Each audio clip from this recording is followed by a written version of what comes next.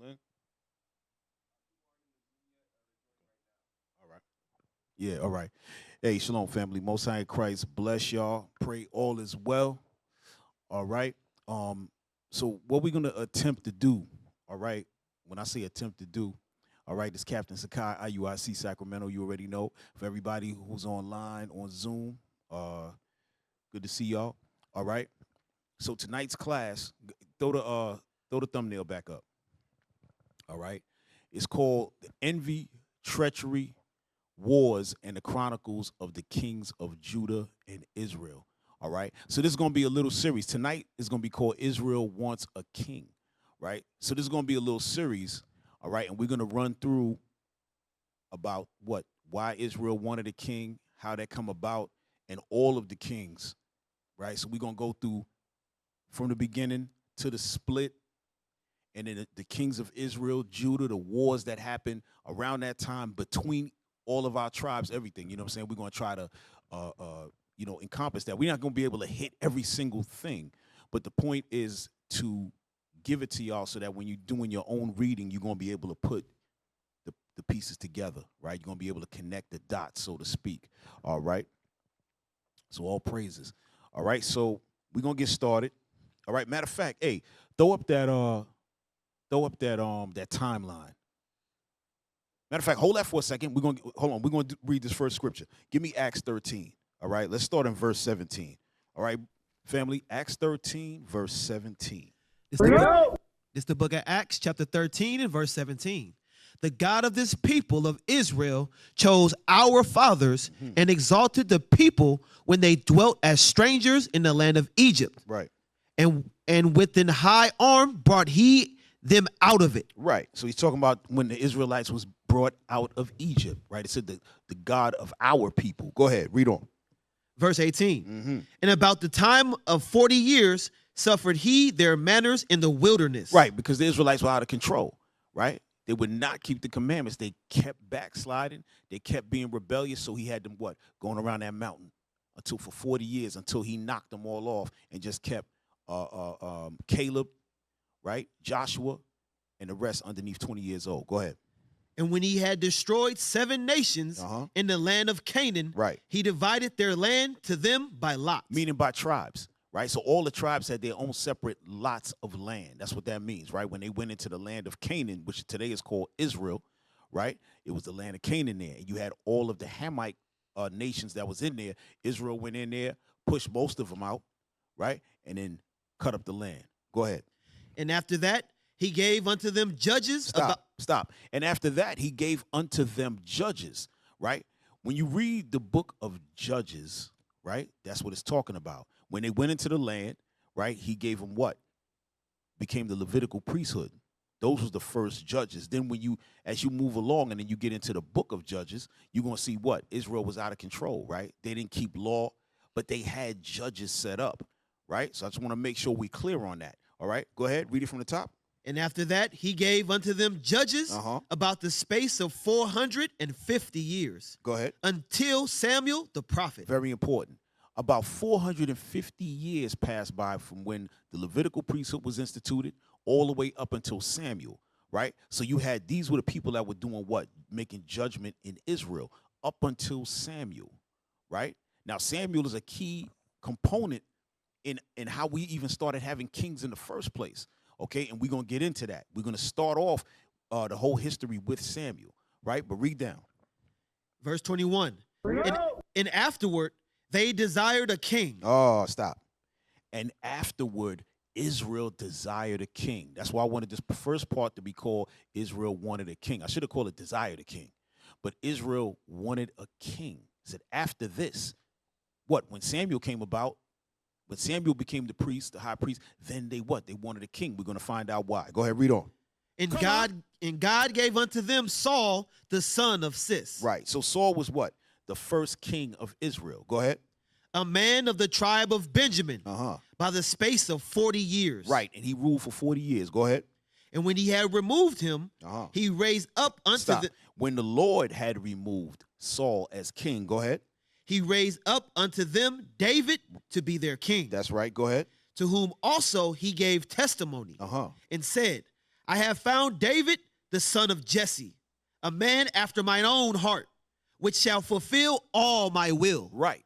So you had Saul, who was the first king. Then you had David. Then you had Solomon. Then you had what? The split that came shortly after. We're going to get all of that. Not tonight.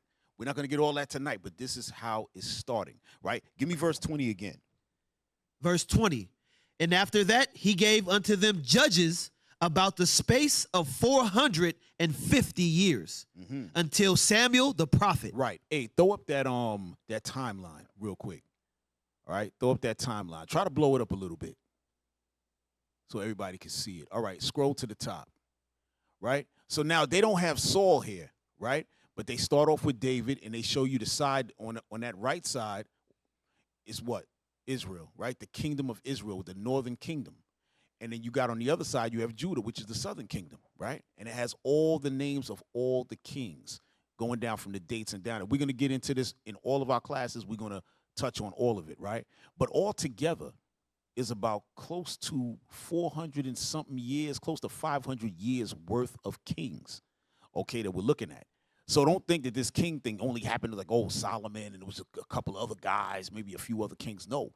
Each of these kingdoms had about 40 kings apiece. If I'm looking at it correctly, I might be off, but I think they had about 40 kings apiece. Okay. But again, I'm not looking. Scroll up a little bit more. Go ahead, keep scrolling. Go ahead. I'm sorry. No, that's about 20 kings apiece. I knew it was 40 something. Like both empires, right, or both nations had about 20 to 20 something kings apiece. All right, and we all rulers. Let me say that because one of them wasn't a king. All right, and we're gonna get into all of it. All right, so I just wanted y'all to take a look at this, and in every class we're always gonna bring this up. All right, so we could drop that and we're gonna get into it. All right, y'all. Let's go to 1 Samuel. That's where we're gonna start at tonight. The book of 1 Samuel, chapter 1. We have to get into 1 Samuel, chapter 1, because in Acts 13, it said what? It was judges for 450 years up until Samuel. Samuel's a very important part of the whole kingship and the kingdom that happened. All right, go ahead. It's the book of 1 Samuel, chapter 1, and verse 1. Yes, sir. Now there was a certain man of Ramathim Zophim of Mount Ephraim, and his son name was his name was Elkanah, the son of Jeroham, the son of Eliu, the son of Tohu, the son of Zuph, an Ephrathite. And he had 2 wives. The name of one was Hannah, and the name of the other Peninnah. And Peninnah had children, but Hannah had no children. Right. So this man had 2 wives, and y'all brothers stop getting happy, man. You know what I'm saying? Y'all not having 2 wives. Y'all can only have 1 wife. This is back then, you know what I'm saying? During this time, you could have 2 wives. So he had 2 wives, but his second wife, or one of his wives named Hannah, she could not have children, right? The other wife had children. She couldn't have any. Read on. Verse 3. And this man went up out of his city yearly to worship and to sacrifice unto the Lord of hosts in Shiloh. And the 2 sons of Eli, Hophni, and Phinehas, the priests of the Lord, were there. Go ahead. And when the time was that Elkanah offered, he gave to Peninnah his wife, and to all her sons and her daughters portions. Right. So when he would go up, at this time you had the priest called Eli, right? And we've read about Eli and his wicked sons, right? So his sons were there, right? Because they were priests at the time. And what? When he went up, he did what? He gave portions to what? His wife who had the children and her children, he gave them all portions. Go ahead. But unto Hannah, he gave a worthy portion. Right. But the wife who had no children, he gave her a worthy portion, right? Because she didn't have children. But the other wife had got a lot of portion because she had children. So he didn't want to make her feel no type of way. So he gave her a heavy portion. He loved her. Go ahead. For he loved Hannah. There you go. But the Lord had shut up her womb. Right. She could not have children. Read. And her adversary also provoked her sword. When it said her adversary, he's talking about the other wife. So the other wife was talking trash to her like, yo, you ain't got no kid. You ain't really about, you know, you had that jealousy and that battle going on between them two.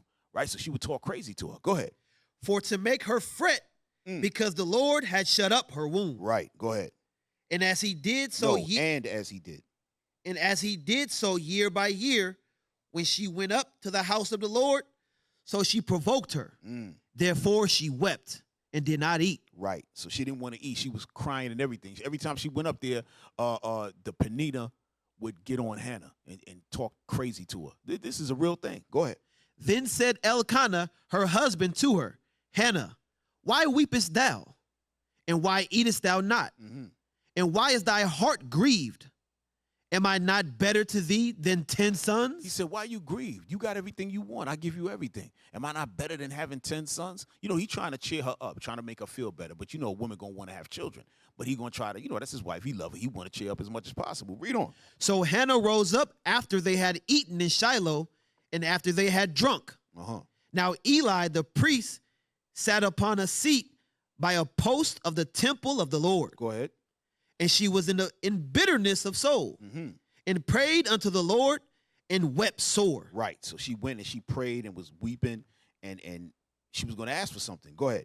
And she vowed a vow and said, O Lord of hosts, if thou wilt indeed look on the affliction of thine handmaid and remember me and not forget thine handmaid, but wilt give unto thine handmaid a man-child, right, then I will give him unto the Lord all the days of his life. And there shall no razor come upon his head. Right. She said, if you could just grant me this one a prayer and give me a man-child. I want to have a child, but it got to be a man-child. If you give me that man-child, I'm going to give him to you. Meaning what? I'm going to let him be, I want him to be a priest of the Most High. And what? No razor shall come upon his head. What does she mean by that? All right, go to the book of Numbers, chapter 6. All right, y'all, let's go to the book of Numbers, chapter 6. Let's see what she's talking about. All right. We're going to go to number 6. We're going to read from verse 1. It's the book of Numbers, chapter 6 and verse 1. Come on.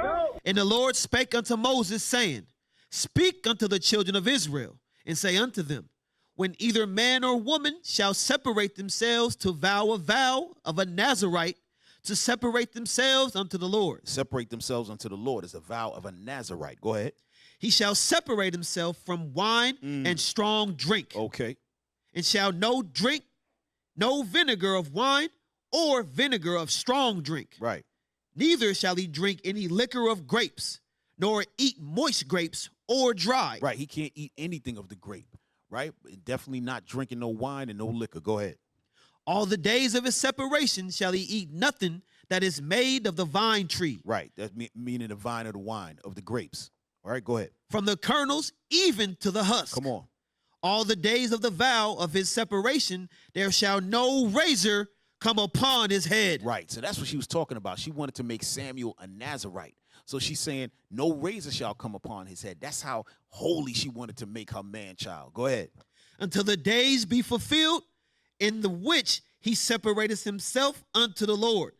He shall be holy and shall let the locks of the hair of his head grow.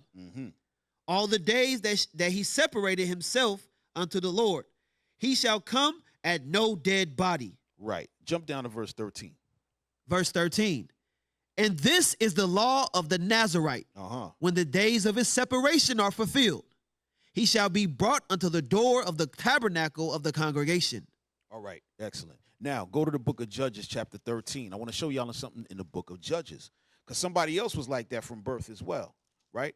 And those verses that we skip, y'all go ahead and read that. You know what I'm saying? That's the purpose of these classes, to what? To get us to now check detail, look into detail, right? We getting some information, but y'all continue to read on and get the details, so you know exactly, when you're reading, now you know exactly what's being said, all right? What I said, Judges 13? Yes, sir. Yes, sir. Start at verse 1. We're going to read down to verse 5. It's the book of Judges, chapter 13 and verse 1. And the children of Israel did evil again in the sight of the Lord. And the Lord delivered them into the hand of the Philistines 40 years. A lot of times you see it's always some 40 years going on, right? That's usually some crucial stuff going on, 40 years. There's always something crucial going on, right? But again, during the time of the book of Judges, how the book of Judges is written, Israel was not keeping nothing, all right? They did have judges, but for the most part, everybody was going off, all right? So it said Israel did evil again in the sight of the Lord. Read verse 2. Verse 2. And there was a certain man of Zorah, of the family of the Danites. That's the tribe of Dan, which no longer is in existence. They were absorbed into the tribe of Benjamin and the others. All right, go ahead. Whose name was Manoah. Go ahead. And his wife was barren and bare not. Go ahead. And the angel of the Lord appeared unto the woman and said unto her, Behold now, thou art barren and bearest not, but thou shalt conceive and bear a son. Right. So another sister who was barren, and the Lord said, you going to do what? You're going to conceive and bear a son. Go ahead. Now therefore beware, I pray thee, and drink not wine, nor strong drink, and eat not any unclean thing. Right. And we heard about the strong drinking and not the razor. When you read in between those verses that I skipped in Numbers, it's going to tell you that you couldn't even touch a dead body. You couldn't deal with any unclean thing. So that's what's going on here as well. Read verse 5. Verse 5. For lo, thou shalt conceive and bear a son, and no razor shall come on his head. You seen that? Go ahead. For the child shall be a Nazarite unto God from the womb. Go ahead. And he shall begin to deliver Israel out of the hand of the Philistines. And this person who we reading about, this is Samson. All right, so y'all know all about Samson with the 7 locks, mega strong, super strong, and all of that. He was a Nazarite as well. So I just wanted to show y'all that, right? Some Israel would do that. So now let's go back to the book of 1 Samuel. All right, we have 1 Samuel. We starting in verse 12. Well, we back to Hannah and her son who's going to be born. All right, come on. It's the book of 1 Samuel, chapter 1 and verse 12. Hey, hold on real quick. Make sure y'all taking notes. All right, take notes, brothers and sisters. Take notes. Go ahead. Verse 12. And it came to pass, as she continued praying before the Lord, that Eli marked her mouth. Said Eli marked her mouth. We're going to see what that means in a second. Go ahead. Now Hannah, she spake in her heart. Only her lips moved. She spake in her mind, but her lips were moving. Many of us do that, right? We talking ourselves.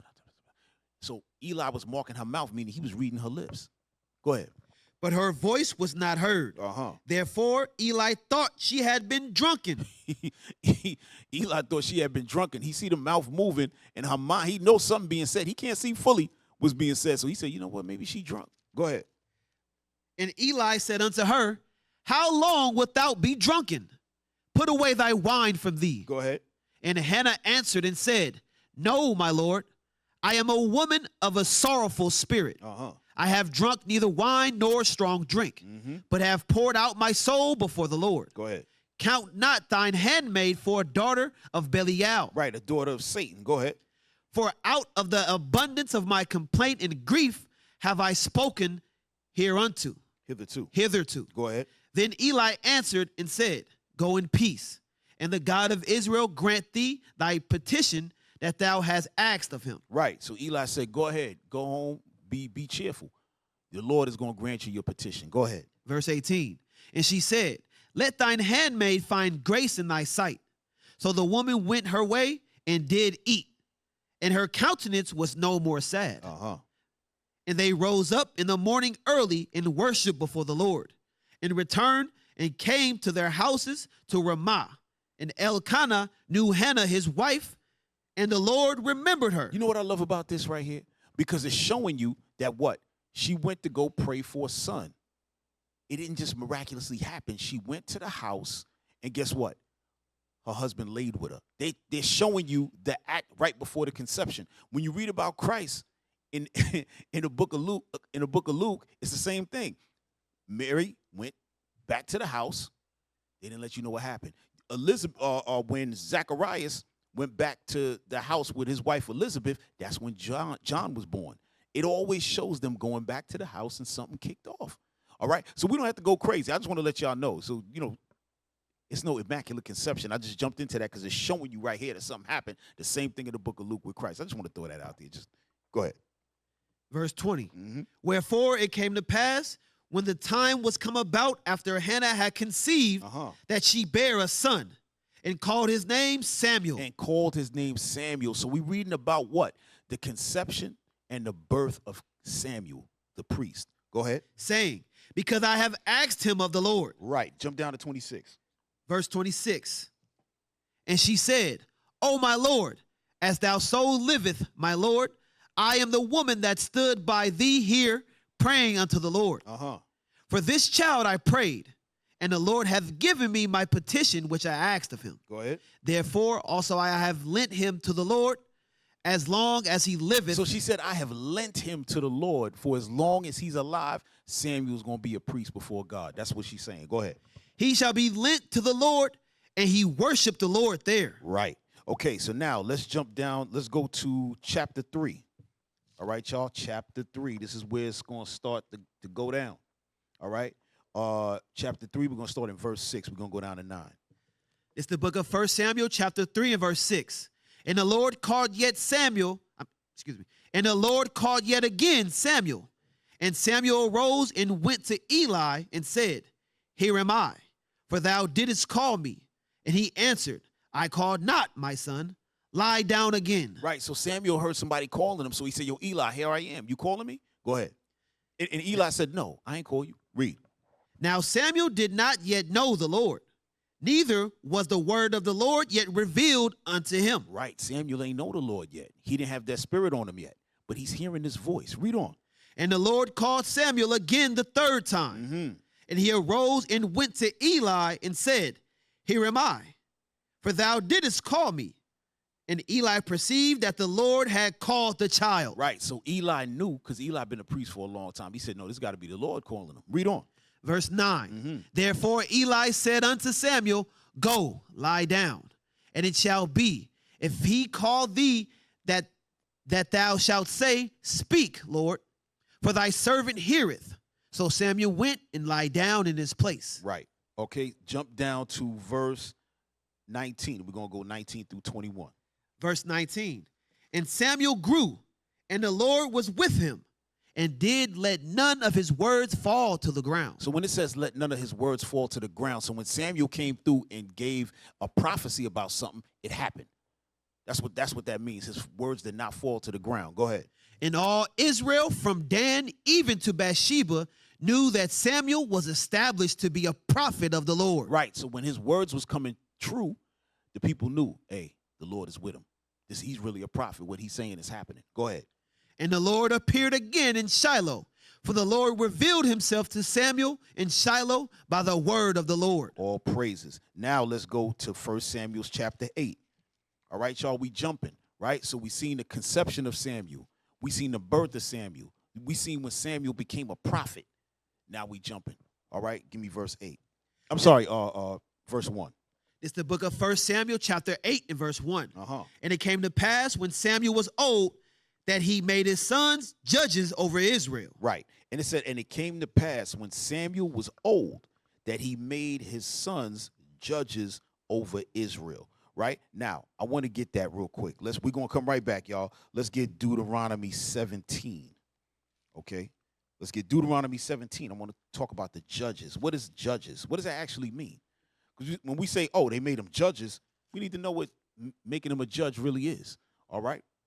And y'all might say, well, we know what that is. They're going to judge matters and so on and so forth. But let's make sure we get in the details so y'all can precept this stuff and y'all know exactly what being a judge is. All right? So we're going to start in verse 2. We're going to go down to verse 7. It's the book of Deuteronomy chapter 17 and verse 2. If there be found among you within any of thy gates, which the Lord thy God giveth thee, man or woman, that has wrought wickedness in the sight of the Lord thy God, in transgression his covenant, he hath gone and served other gods, and worshipped them, either the sun or moon or any of the host of heaven, which I have not commanded. Right. So it says if any, right, in the sight of the Lord thy God is transgressing his covenant and have gone and served other gods, right? But it's saying transgress the covenant, meaning what? Breaking any law. And then it got specific and talked about worshiping worshiping idols, the sun, the moon, other gods. Go ahead.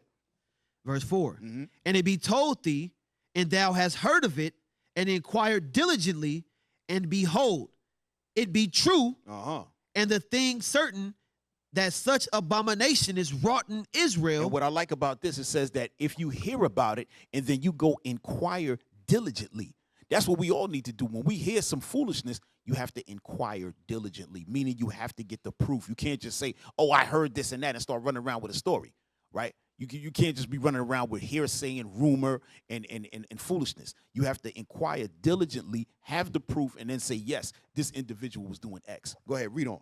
Verse 5. Then shalt thou bring forth that man or that woman which have committed that wicked thing unto thy gates, even that man or that woman, and shalt stone them with stones till they die. Damn, go ahead. At the mouth of 2 witnesses or 3 witnesses shall he that is worthy of death be put to death. But at the mouth of 1 witness he shall not be put to death. So you got to have 2, 3 witnesses. Remember that in Matthew 18, where it says what? When one goes to the other one and they don't want to hear him, they said they have to go before 2, 3 witnesses, right?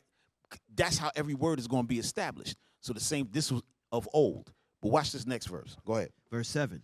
The hands of the witness shall be first upon him to put him to death. Stop. This is what I wanted. The hands of the witnesses shall be first upon him to put him to death. Go ahead. And afterward, the hands of all the people.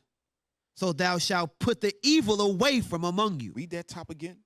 The hands of the witness shall be first upon him to put him to death. Where do we see that? Go to John chapter 8.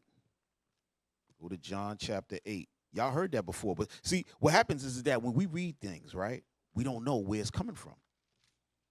Right? That's the law. Now y'all going to understand why Jesus said this. I want 8 and start at verse 1. It's the book of John, chapter 8 and verse 1. Jesus went unto the Mount of Olives, and early in the morning he came again into the temple, and all the people came unto him, and he sat down and taught them. Come on. And the scribes and Pharisees brought unto him a woman taken in idolatry. In adultery. Adultery, excuse me. And when they had set her in the midst, they say unto him, Master, this woman was taken in adultery, in the very act. Go ahead. Now Moses in the law commanded us that such should be stoned. But what sayest thou? Right. So they saying that this woman, we caught her in adultery, right? She's supposed to be stoned according to the law of Moses. But what you saying? Go ahead. This they said, tempting him, that they might have to accuse him. Right. But Jesus stooped down and with his finger wrote on the ground as though he heard them not. Go ahead. So when they continued asking him, he lifted up himself and said unto them, He that is without sin among you, let him first cast a stone at her. Right. Let him first cast a stone at her. That's from what we just read in Deuteronomy. That what? If you're the witness, you got to be the first one to throw that stone. That's why he made that statement. Sometimes we look at it like, oh, yeah, well, you ain't got no, if you all that, then you throw the first. No, he's taking it directly from the law because they trying to play with him in the law. Oh, I thought we supposed to stone her. She got caught in adultery. He said, oh, okay. You want to play games? Pick up the first stone. They knew what that meant. Oh, that's Deuteronomy. Okay, yeah. And they bounced off after that. I just want to let y'all know where Christ is getting that from. He didn't just pull that out of his hat right there. He's taking that from the law. All right? Again, we're going to use these opportunities to go through and pick up these little things. Make sure y'all write a note of that if y'all didn't know that already. All right? Let me see. Yes, go back to Deuteronomy 17 real quick. Real quick, y'all. Go back to Deuteronomy 17. I want to pull something out of there again. All right? And pick up where you left off. It's the book of Deuteronomy, chapter 17 and verse 7. Okay. The hands of the witness shall be first upon him to put him to death, and afterward the hands of all the people. So thou shalt put the evil away from among you. Come on.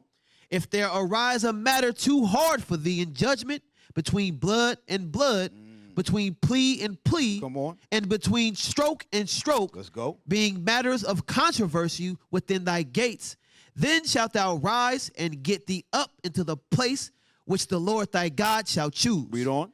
And thou shalt come unto the priests, the Levites. The priests, which are the Levites. You can't be a priest unless you a Levite. All right, go ahead. And unto the judge that shall. And unto the judge, go ahead. And unto the judge that shall be in those days, and inquire. And they shall show thee the sentence of judgment. Right. So these priests, these Levites, the judges, they're the ones that's going to do what? Bring forth judgment. Right? They're going to show you what sentence. You see the word that's being used there? Because same thing in the judicial system, right? You commit a crime, they're going to give you the sentence for your crime. That's why it says they're going to show you the sentence of judgment. Go ahead, read on.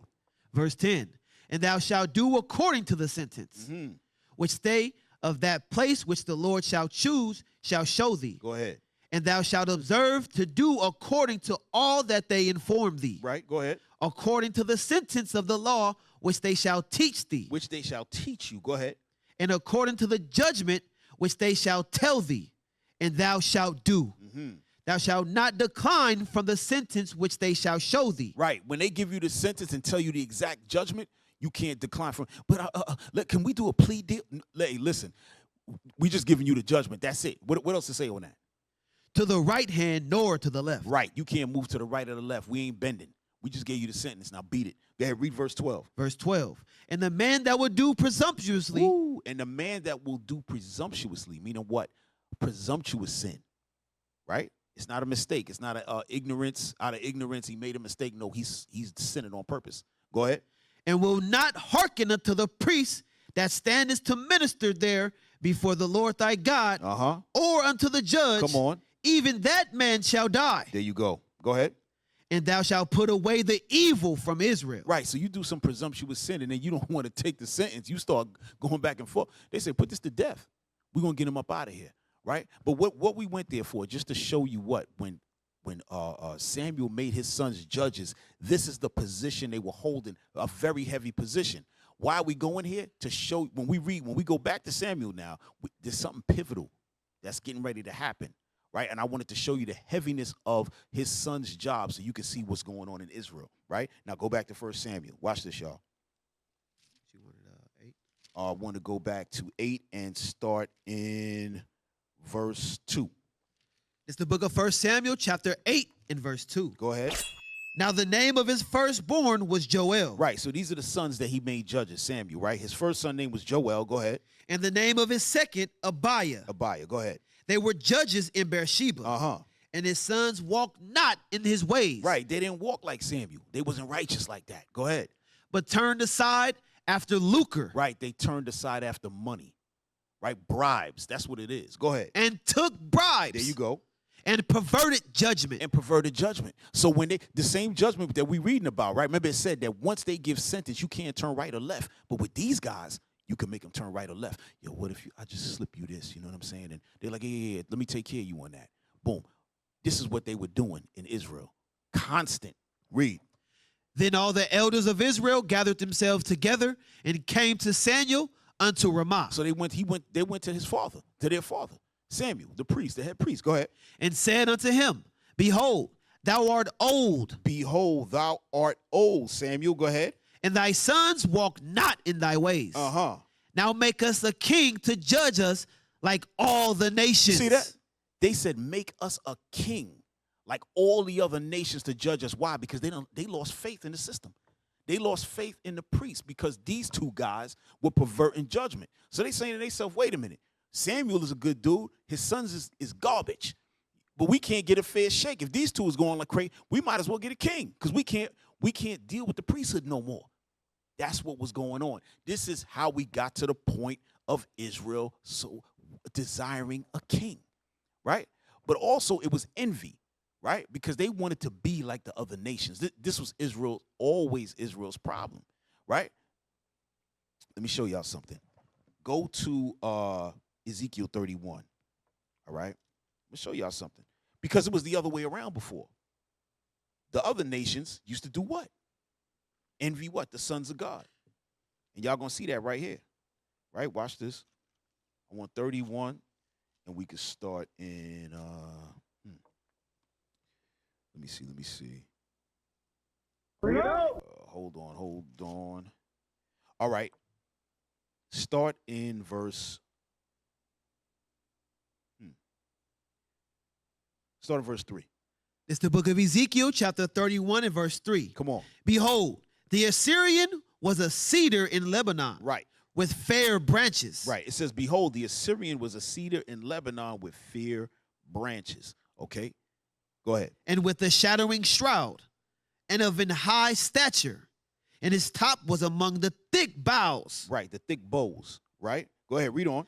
The waters made him great. The deep set him up on high with her rivers running round about his plants. And set out her little rivers unto the trees of the field. Unto all the trees of the field. So it says the waters made him great. The deep set him up on high, right? So right now, it's given what's the word? An analogy, right? Of trees. Saying that what? This tree was being filled with water. When you look in the book of Psalms, chapter 1, it talks about what? A tree planted near the waters and it's getting nourished. And that tree becomes what? Fully nourished and big. This is what it's talking about here. But what does it mean by trees? Right? And then it says it nourishes all the trees of the field. Right? Give me Mark 8:24. We coming right back. Right? We got to know what trees are. Right? This is a parable being spoken here, y'all. This is a parable. Right? What are we getting here? I'm showing you the envy of the nations against the sons of God. But first, we got to find out what these trees are talking about. All right, go ahead. This is the book of Mark, chapter 8 and verse 24. Go ahead. And he looked up and said, I see men as trees walking. I see men as trees walking. So when we talking about trees here, it's talking about men. All right? And real quick, get Matthew 13:38. All right? Because it said trees of the field. Right? This is important. Go ahead. This is the book of Matthew, chapter 13 and verse 38. The field is the world. Stop. So now we talking about what? Men in the world. That's what this is talking about. Let's go back to Ezekiel 31. All right? Give me verse 5. This is the book of Ezekiel, chapter 31 and verse 5. Come on. Therefore, his height was exalted above all the trees of the field. So this individual's height was what? Exalted above all the trees, all the people in the world. Go ahead. And his boughs were multiplied. And his branches became long because of the multitude of waters when he shot forth. Right. Them waters is talking about what? The word of God. That's really what it's talking about. We're going to find out later on as we read. Go ahead. Verse 6. All of the fowls of heaven made their nest in his boughs, and under his branches did all the beasts of the field bring forth their young. And under his shadow dwelt all great nations. See that? Then it popped up and said, under his shadow dwelt all great nations. That's all them trees you was hearing about. Read. Thus was he fair in his greatness, in the length of his branches, for his root was by great waters. Come on. The cedars in the garden of God could not hide him. Right. The cedars in the garden of God could not hide him. Go ahead. The fir trees were not like his boughs. Right. The cedar, he couldn't hide amongst the cedars because he wasn't like them. The fir trees, he couldn't hide amongst them because he wasn't like them. Remember, he was way more tall and more exalted than them trees. Read on. And the chestnut trees were not like his branches. Go ahead. Nor any tree in the garden of God was like unto him in his beauty. Right. So now it's talking about the garden of God. Read on. I have made him fair by the multitude of his branches. So all that the trees of Eden that were in the garden of God envied him. Who's this talking about? This is talking about Adam. This is talking about Adam. Adam was what? The son of God. And we came out of Adam, the sons of God, into what? The nation of Israel. But it's telling you here that all the nations envied him, even in the garden, right? When you read in Wisdom of Solomon, it tells you that what? From envy came sin into the world, right? So because of that envy that Israel had, Israel now is envying other nations because what? They got kings. So Israel said, let us get a king now, right? But now, hold on, before we go there, get me Sirach 9 and 11. Y'all take notes. We going right back, y'all, but just take these notes. Write this stuff down. Sirach 9 and 11. It's an emergency. It's the book of Sirach, chapter 9 and verse 11. Come on. Envy not the glory of a sinner. That's what they were doing. Envy not the glory of a sinner. Come on.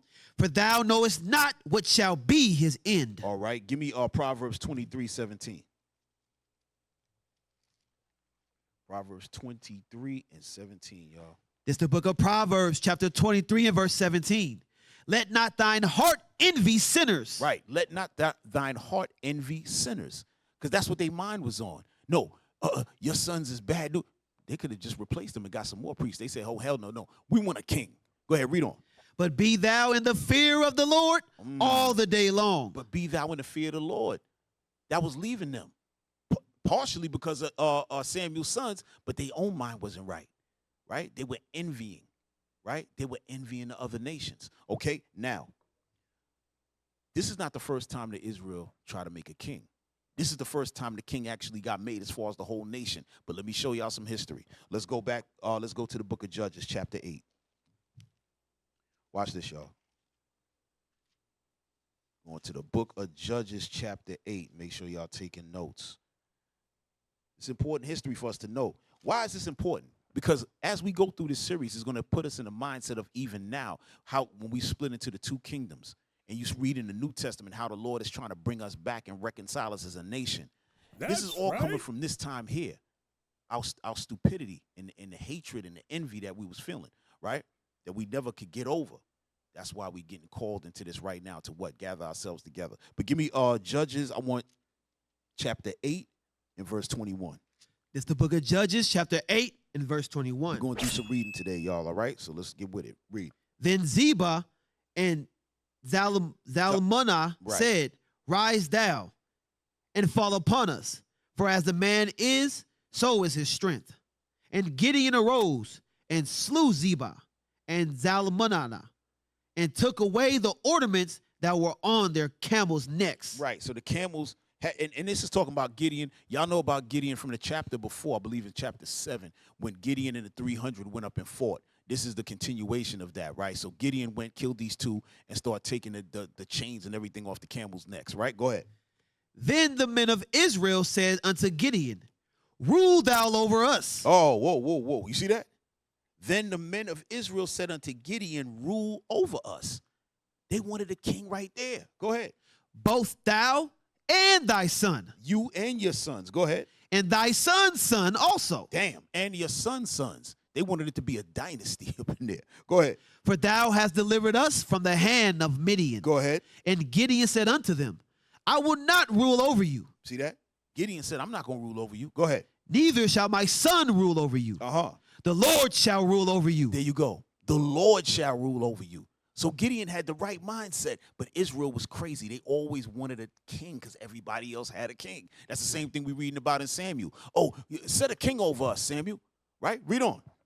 Verse 24. And Gideon said unto them, I would desire a request of you, that you would give me every man the earrings of his prey. For they had golden earrings, because they were Ishmaelites. Right, they were Arabs. Go ahead. And they answered, We will willingly give them. And they spread a garment and did cast therein every man the earrings of his prey. Mm-hmm. And the weight of the golden earrings that he requested was 1,700 shekels of gold, beside ornaments and collars and purple raiment that was on the kings of Midian. Right. Hold on. So these guys gave up all their gold or whatever. They from the Ishmaelites, whatever, right? Read on. I'm going to catch y'all up. Go ahead. And beside the chains that were about their camels' necks. Mm-hmm. And Gideon made an ephod thereof and put it in his city, even in Ophrah. Right. And all Israel went thither a-whoring after it. Right. And the whole Israel went a-whoring after it, right? As soon as he went and got all the gold and set it up and made an ephod, then all Israel went whoring after it, right? It's idolatry. Go ahead. Read on. Which thing became a snare unto Gideon and to his house. Right. It was a problem, right? Go ahead. Thus was Midian subdued before the children of Israel. Go ahead. So that they lifted up their heads no more. Mm-hmm. And the country was in quietness 40 years in the days of Gideon. Right. So Gideon, right, he had this, after he destroyed the Midianites, right, got them under control. He was ruling for 40, it was quiet for 40 years, right? So not only, he wasn't no king over Israel, he was not the king over the Ishmaelites who got touched up, right? Go ahead. Verse 29. And Jerubbaal, the son of Joash, went and dwelt in his own house. Gideon is Jerubbaal, okay? If you read in chapter 7, if you read, just read 7, verse 1. It's the book of Judges, chapter 7 and verse 1. Then Jerubbaal, who is Gideon, right, and all the people that were with him. That's it. That's what we want. Yes, just to show you that Gideon, Jerubbaal, that's the same person. All right, go ahead. It's the book of Judges, chapter 8, verse 29. Go ahead. And Jerubbaal, the son of Joash, went and dwelt in his own house. Go ahead. And Gideon had 70 sons 70 sons. Go ahead. of his body begotten. Damn. For he That's his actual biological sons. That's why I said of his body begotten. Go ahead. for he had many wives. Yeah, many wives. Go ahead. And his concubine that was in Shechem, she will also bear him a son, whose name he called Abimelech. Right. Whose name he called Abimelech. Right. So that's one of his sons from what? From a concubine. Read on. And Gideon, the son of Joash, died in a good old age and was buried in the sepulchre of Joash, his father, Go ahead. in Ophrah of the Abezerites. Right.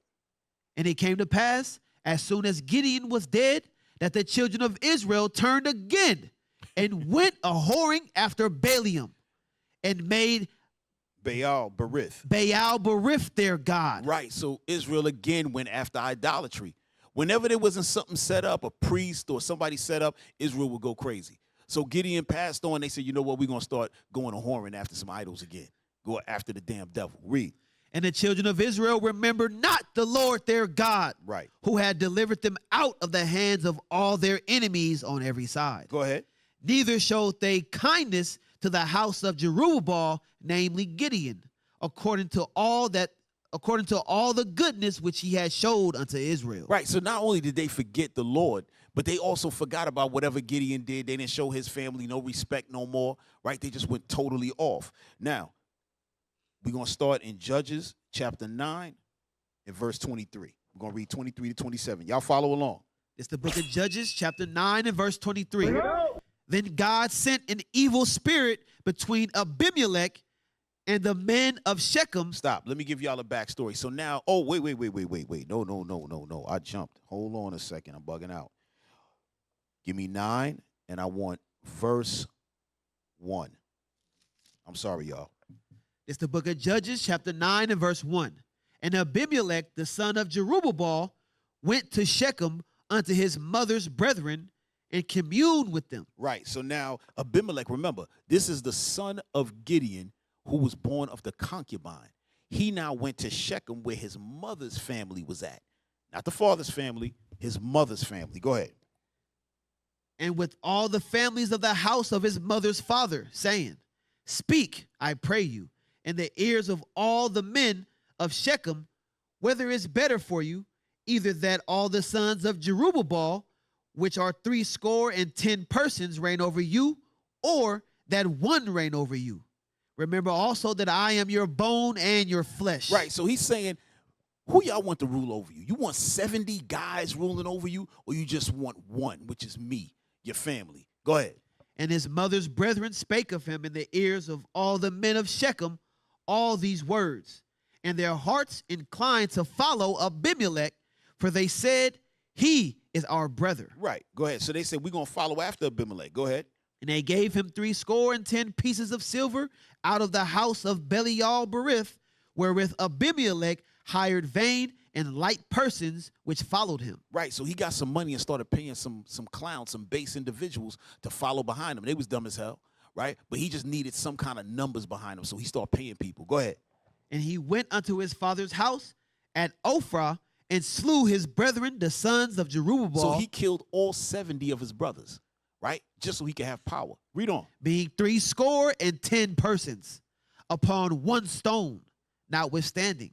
Yet Joatham, the youngest son of Jerubbaal, was left, for he hid himself. So one son, right, which was Jotham, he hid himself so he didn't get killed. Go ahead.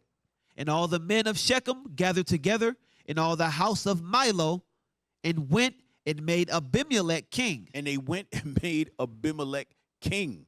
All right. Our people was crazy as hell for a minute. They went and made Abimelech king. Go ahead. By the plain of the pillar that was in Shechem. Go ahead. And when they told it to Jotham, he went and stood in the top of Mount Gerizim and lifted up his voice and cried and said unto Gerizim. them. That's Mount Gerizim. Go ahead. Gerizim. And lifted up his voice and cried and said unto them, Hearken unto me, ye men of Shechem, that God may hearken unto you. Go ahead. Now, y'all, make sure y'all taking notes from verse 8 down through 12, because it's going to be some parable talk, some dark sayings, and I'm just going to give y'all what it means, okay? So let's go. Verse 8. The trees went forth on a time to anoint a king over them. And they said unto the olive tree, reign thou over us. Right. So those trees that went forth of a time to anoint a king over them is Israel. Okay? That's Israel. And they said unto the olive tree, reign thou over us. That's Gideon. Remember, we read that in chapter 8. Go ahead, read on. Verse 9. But the olive tree said unto them, should I leave my fatness wherewith by me they honor God and man, and go to be promoted over the trees? Right. So he said, should I leave the honor of the Lord just so I could be promoted over all the people? The answer was no. Remember, y'all. Go ahead, read. And the trees said to the fig tree, and the tree said to the fig tree, Gideon's sons, go ahead. come thou and reign over us. Go ahead. But the fig tree said unto them, should I forsake my sweetness and my good fruit, and go to be promoted over the trees? Go ahead. Then said the trees unto the vine, come thou and reign over us. And the vine said unto them, should I leave my wine, which cheereth God and men, and go to be promoted over the trees? Remember, they said they wanted Gideon, his sons, and his sons. Remember that? So that's what this is saying. It went the same thing. It's Gideon's sons. They said no. Read on. Then said all the trees unto the bramble. Whoa. Then said all the trees unto the bramble. Go ahead. Come thou and reign over us. Hey, look up the word bramble and bring that up, y'all. Look up the word bramble. I should have told y'all to have that on deck. We're going to look up the word bramble because we're hearing about trees, right? We're hearing about the vine, right? What is bramble? It's important. Y'all got that? Bramble. Go ahead. This is the definition of bramble. A prickly, scrambling vine. A prickly, scrambling vine. That don't sound like no nice olive tree. Go ahead. Or shrub. Or shrub. Especially a blackberry or other wild shrub of the rose family. Right. It says a wild, I like that, a wild shrub of the rose family. So when you think of a rose, you're thinking of a pretty plant, a beautiful flower. But this is like a prickly, scrambling shrub, right? So now read 14 again. Verse 14. Then said all the trees unto the bramble, come thou and reign over us. So that's when those men said to what? To Abimelech, come and reign over us. Abimelech is being called the shrub right here. A prickly shrub, the bramble. Go ahead. And the bramble said unto the trees, if in truth ye anoint me king over you, then come and put your trust in my shadow. And if Stop. I like that. Remember when we was in Ezekiel 31, it said that all the nations were under his shadow. Right? That means he's ruling. That was Adam at the time. He was ruling. Now this man is coming out and saying, anoint me king over you, then come and put your trust in my shadow. Right? Go ahead. And if not, let fire come out of the bramble. Right. And if you don't, then what? Fire is going to come out the bramble. Go ahead. And devour the cedars of Lebanon. And devour those trees, meaning what? Gideon's sons, his brothers. That's what it's talking about. Go ahead. Read on. Verse 16. Uh-huh. Now therefore, if ye have done truly and sincerely in that ye have made Abimelech king, and if ye have dwelt well with Jerubbaal, dealt well with Jerubbaal, go ahead, and his house, and have done unto him according to the deserving of his hands, for my father fought for you, and adventured his life far, and delivered you out of the hand of Midian. Go ahead. And ye are risen up against my father's house this day. This is the son. Remember the one that was hiding, Jotham. This is him talking. Go ahead. And have slain his sons 70 persons upon one stone, and have made Abimelech the son of his maidservant king over the men of Shechem, because he is your brother. Right. So he said you took the son of the maidservant. You know what I mean? That's not even one of his wives. You know what I mean? He was trying to, really be disrespectful. All his brothers is dead. Hey, jump down to verse 23. Verse 23. Come on. Then God sent an evil spirit between Abimelech and the men of Shechem. You see that? Now remember, they were in league together, but the Lord saw the wickedness and said, you know what? I'm going to send an evil spirit to make a beef between Abimelech and what? His family members on his mother's side and all the other men in Shechem. Go ahead. And the men of Shechem dealt treacherously with Abimelech. Right. They dealt treacherously with him. Go ahead. Why did they deal treacherously with him? Because they knew that he was treacherous. He was a demon. Go ahead. that the cruelty done to the 70 sons of Jerubbaal might come, and their blood be laid upon Abimelech their brother, which slew them, and upon the men of Shechem, which aided him in the killing of his brethren. Go ahead. And the men of Shechem sent liars and wait for him in the top of the mountains, and they robbed all that came along that way by them, and was told Abimelech. Right. So what they did, they laid in wait, right? So everybody that was coming through, that was with Abimelech. They was robbing them, right? They was robbing them, doing all. So now Abimelech getting word. He like, what? Let me see what's going on. Read.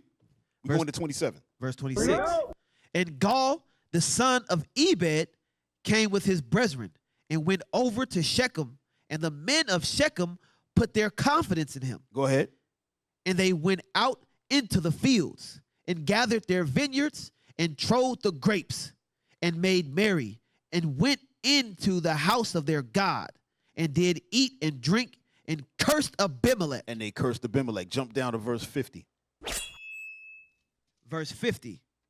Then went Abimelech to Thebez and encamped against Thebez and took it. Go ahead.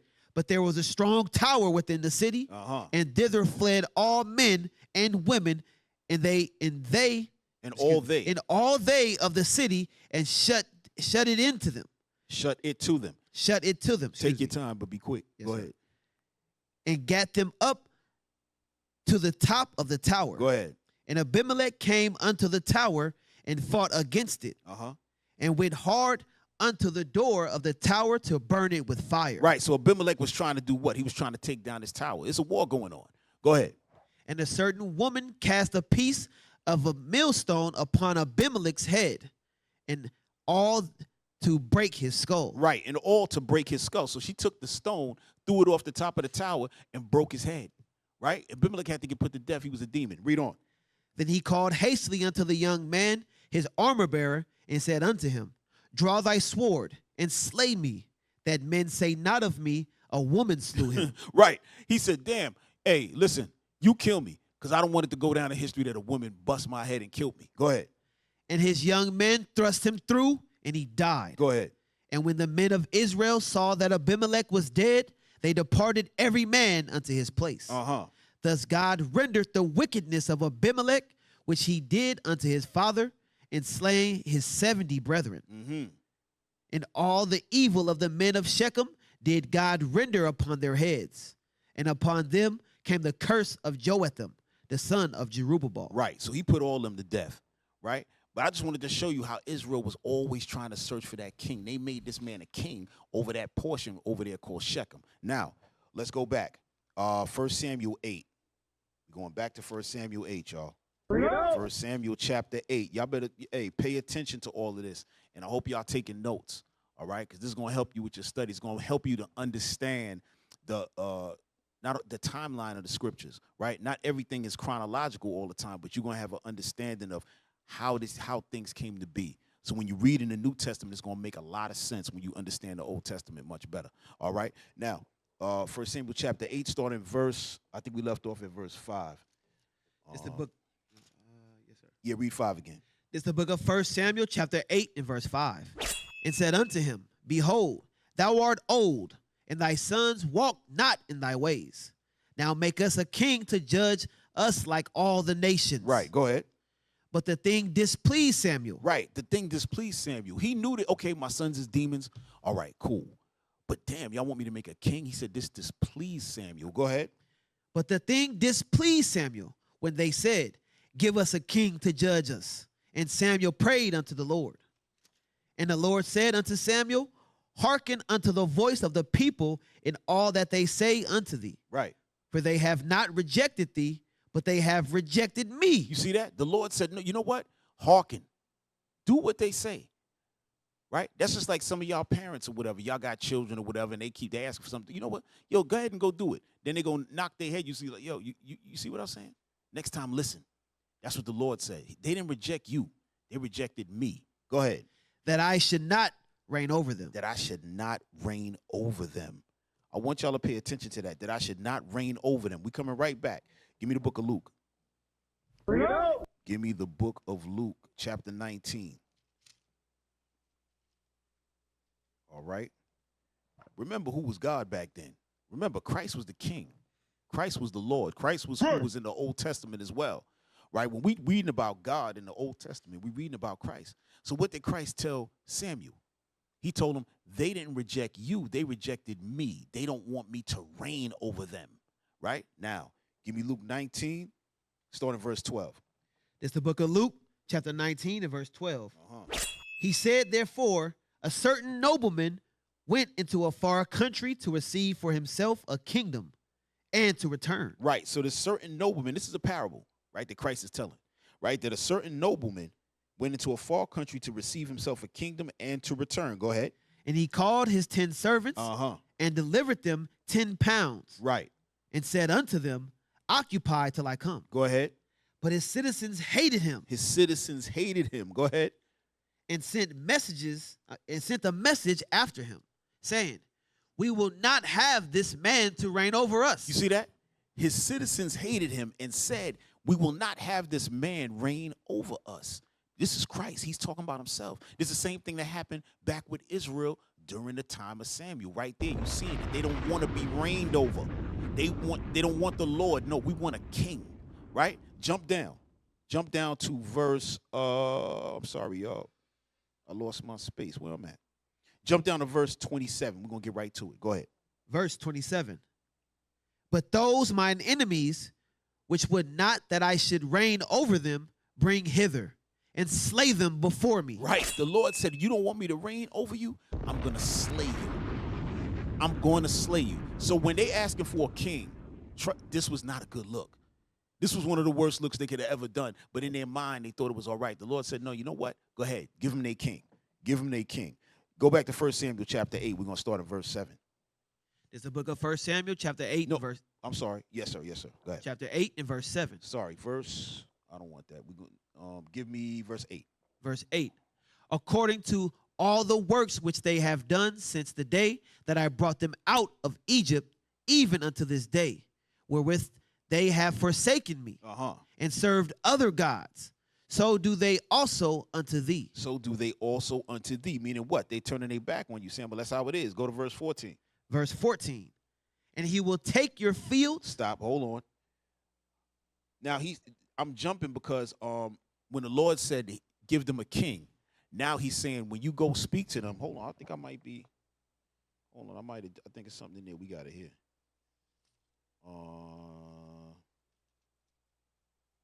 Hold on. I just want to make sure I don't want to. Okay, go to 14. That's cool. Verse 14. I'm sorry. So I'm jumping, right? But what it is that the Lord is telling Samuel to go speak to the people and tell them, I'm going to give you the king, and this is what you're going to expect from your king. Go ahead. Verse 14. And he will take your fields and your vineyards and your olive yards, even the best of them. Right. And give them to his servants. Right. And he will take the tenth of your seed and of your vineyards and give to his officers and to his servants. Right. Whereas before it was going to what? Hold down the Levites. Right. But now you want a king. The structure going to change because now the king got power over everything. That's what he's trying to tell him. Go ahead. 16. Verse 16.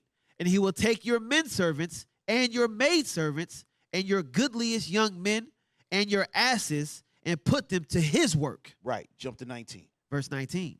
Nevertheless, the people refused to obey the voice of Samuel. And they said, nay, but we will have a king over us. Right. So he told them all what the Lord told him to tell them. And they said, man, we don't give a damn what you talking about. Give us this king. Read on.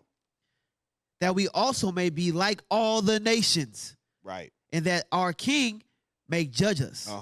And go out before us and fight our battles. Come on.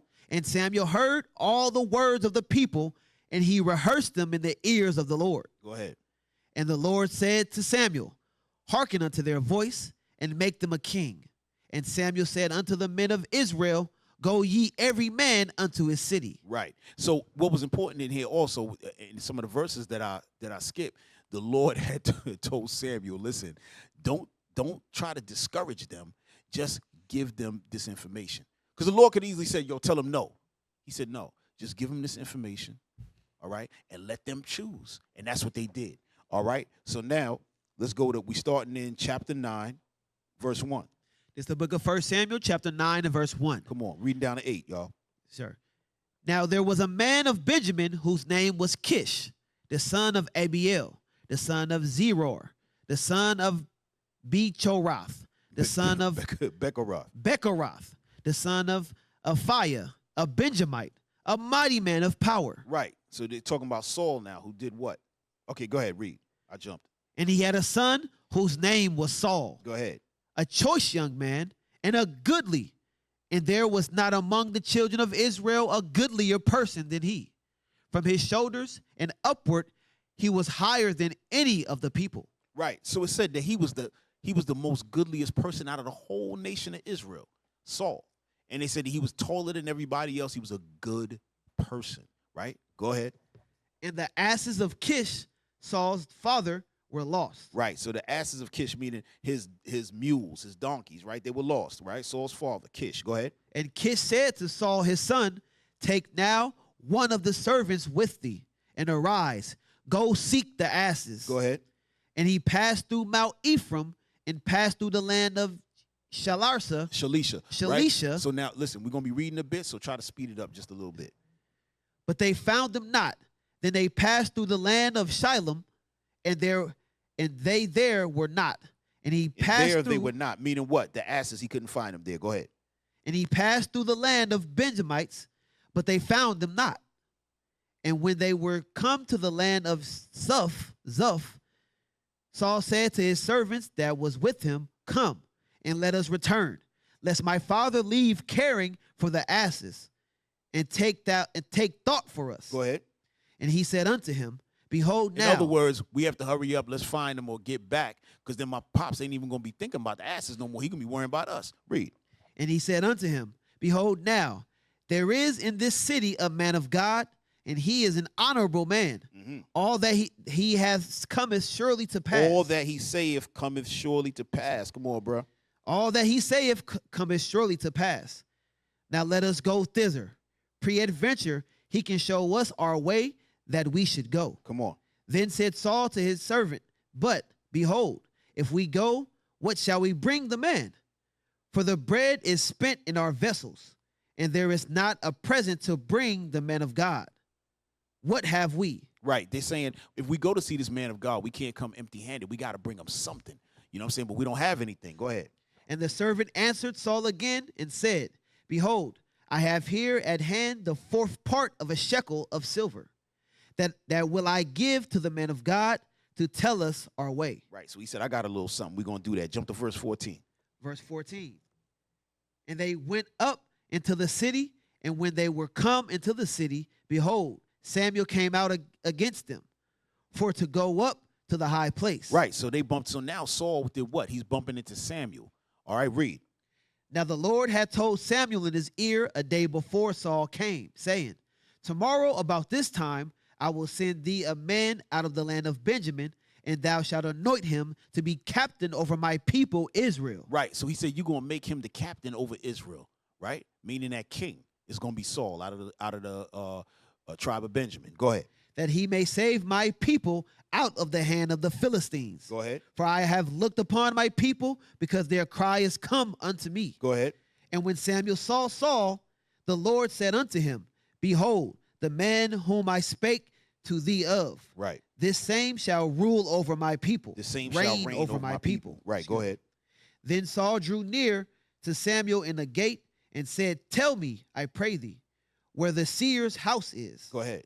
And Samuel answered Saul and said, I am the seer. Right. Saul said, I'm the man you're looking for. I'm the seer. I'm the prophet. Go ahead. Go up before me unto the high place, for ye shall eat with me today, and tomorrow I will let thee go, and will tell thee all that is in thine heart. Go ahead. And as for thine asses that were lost 3 days ago, said not my mind on them. Said not thy mind on them. Go ahead. For they are found. Right. He said, don't worry about it. Them asses is found already. All right. But now I still need you to stay here, and we're going to eat, and we're going to talk, and I'm going to tell you what's in your mind. Go ahead. And on whom is all the desire of Israel? Uh-huh. Is it not on thee in all thy father's house? Go ahead. And and Saul answered and said, am I not a Benjamite, of the smallest of the tribes of Israel? Right. He said, am I not a Benjamite? I'm from the tribe of Benjamin. We the smallest tribe. They were the last tribe. right? And said, we the smallest tribe. I'm just a little guy from the tribe of Benjamin. Go ahead. And my family, the least of all the families of the tribe of Benjamin. Wherefore then speakest thou so to me? He said, why are you talking to me like this with all this?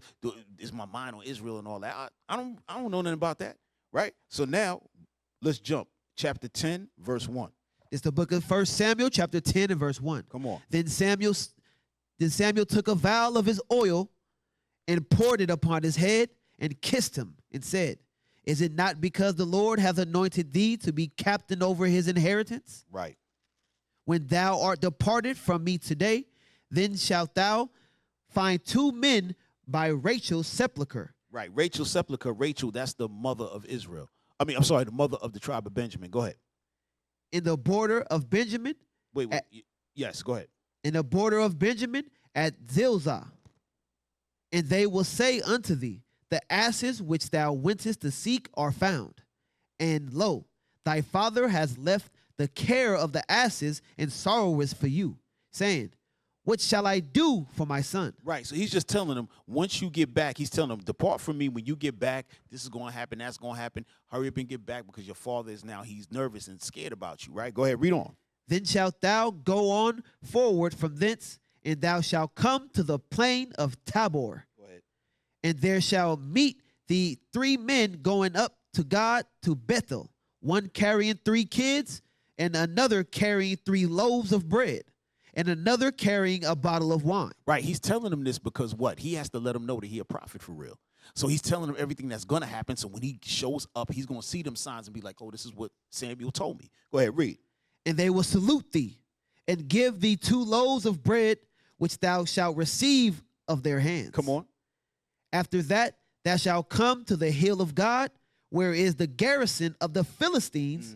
And it shall come to pass when thou art come thither to the city, that thou shalt meet a company of prophets coming down from the high place with a plastery. No, a psaltery. A psaltery. Which is, these are musical instruments that Samuel's telling them about. Go ahead.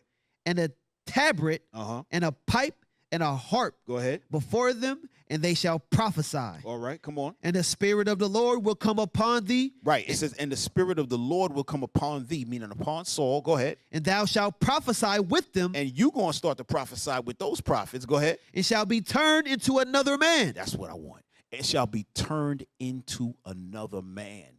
Right? So now the Lord is doing what? He is now taking Saul, put a spirit on him. Because remember, Saul said, I'm just a small guy from the small tribe, the little tribe of Benjamin. You know what I'm saying? And my family is the least of the families of Benjamin. But the Lord said, what?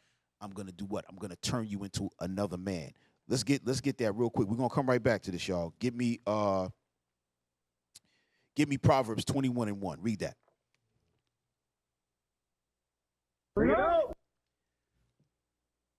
It's the book of Proverbs, chapter 21 and verse 1. Come on. The king's heart is in the hand of the Lord. You see that? The king's heart is in the hands of the Lord. And this means all kings. We talking about wicked kings, good kings, all the other nations. The Lord is in control of it all. The heart of the king is in the hand of the Lord. Go ahead. As the rivers of water, he turneth it whithersoever he will. He does what?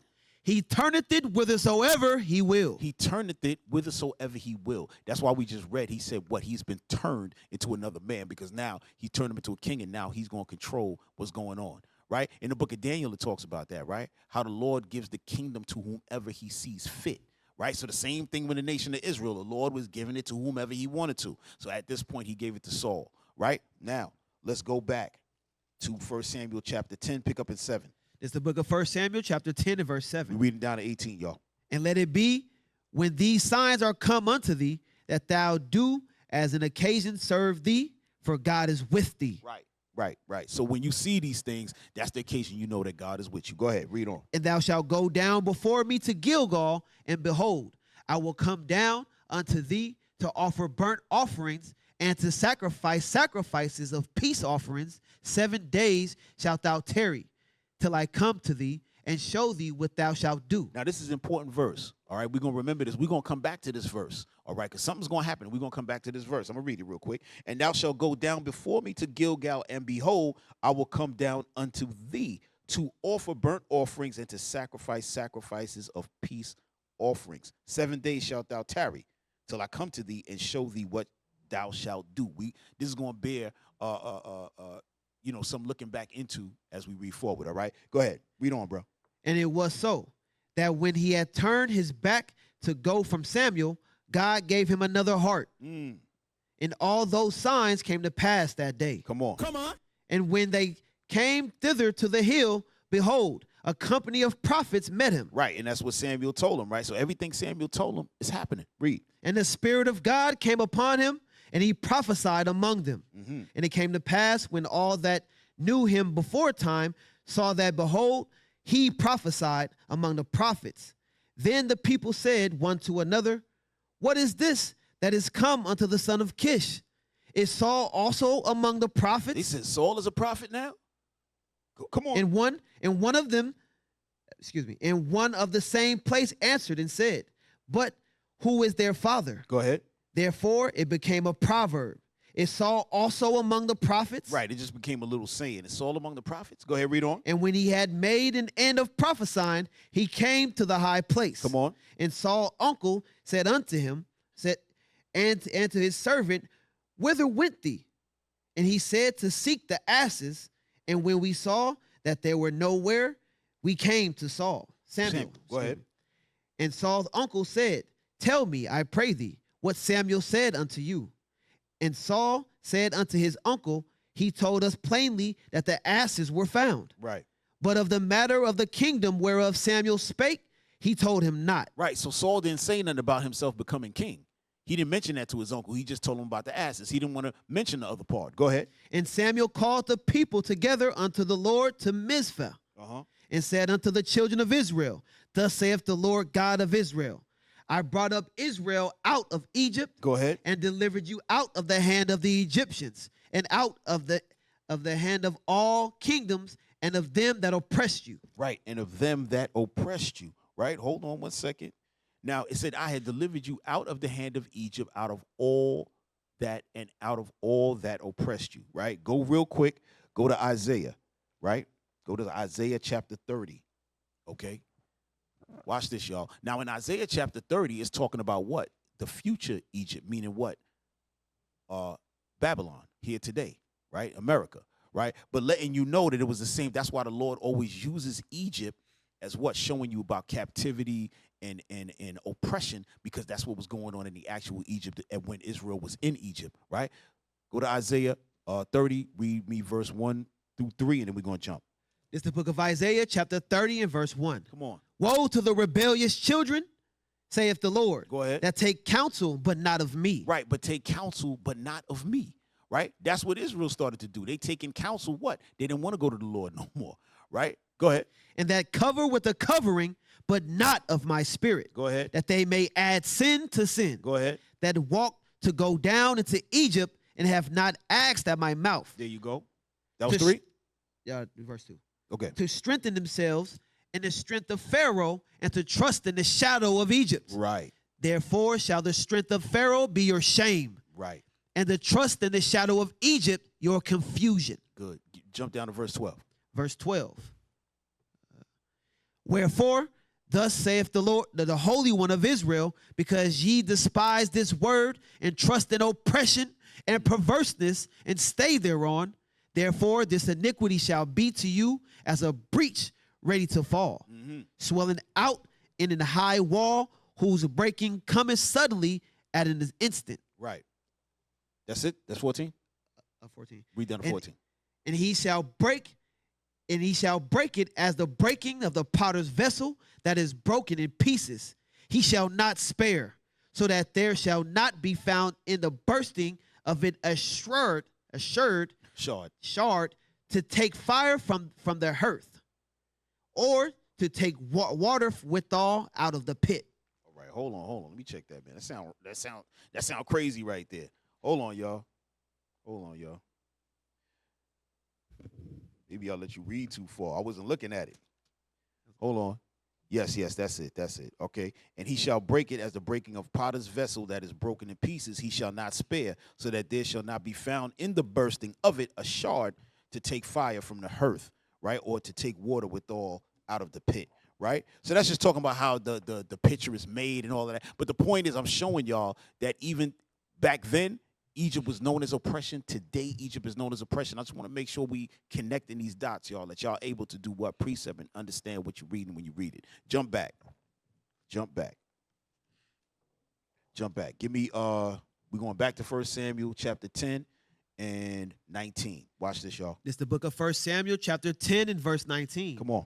And ye have this day rejected your God. Right. So now check this out, y'all. Look at this. Now in 18, it said, I have what? I delivered you out of the hand of the Egyptians and out of the hand of all kingdoms and of them that oppressed you. And ye have this day rejected your God. Go ahead. Who himself saved you out of all your adversities and your tribulations. Go ahead. And ye have said unto him, Nay, but set a king over us. He said, yo, but forget all that. Y'all didn't like that. Y'all said, set a king over us, right? This is the Lord speaking. Go ahead. Now therefore, present yourselves before the Lord by your tribes and by your thousands. Come on. And when Samuel had caused all the tribes of Israel to come near, the tribe of Benjamin was taken. Right. So all the tribes came and he took the tribe of Benjamin. Go ahead. When he had caused the tribe of Benjamin to come near by the families, the family of Mitri was taken, and Saul the son of Kish was taken. Right. And when they sought him, he could not be found. Right. So they were looking for Saul, right? They had Kish, they had the family of Mitri, and they couldn't find Saul. Go ahead. Therefore, they inquired of the Lord further, if the man should yet come thither. And the Lord answered, Behold, he hath hid himself among the stuff. So Saul was hiding himself. Saul ain't had no confidence like that. He was like with the king. He went and hid himself somewhere. Go ahead. And they ran and fetched him thence. And when he stood among the people, he was higher than any of the people from his shoulders and upward. And Samuel said to all the people, See ye him, whom the Lord hath chosen, that there is none like him among all the people. And all the people shouted and said, God save the king. They said, God save the king. But the important part is, remember, the Lord is now bringing forth the king. But before he brought forth the king, he said, yo, y'all didn't want to accept me. Y'all want a man. Y'all want the king. So because you don't accept me, here you go. Right? Y'all pay attention to that. Read on. Then Samuel told the people the manner of the kingdom and wrote it in a book and laid it up before the Lord. And Samuel sent all the people away, every man to his house. Go ahead. And Saul also went home to Gibeah, and there went with him a band of men whose hearts God had touched. Come on. But the children of Belial The said, children of the devil. Go ahead. But the children of Belial said, How shall this man save us? They said, how's Saul going to save us? This is crazy. We asked for a king and he giving us, I'm sorry. Yeah, how's Saul going to save us? This dude, he's scared hiding amongst the stuff from the tribe of Benjamin. What the hell's going on here? Read. And they despised him and brought him no presents.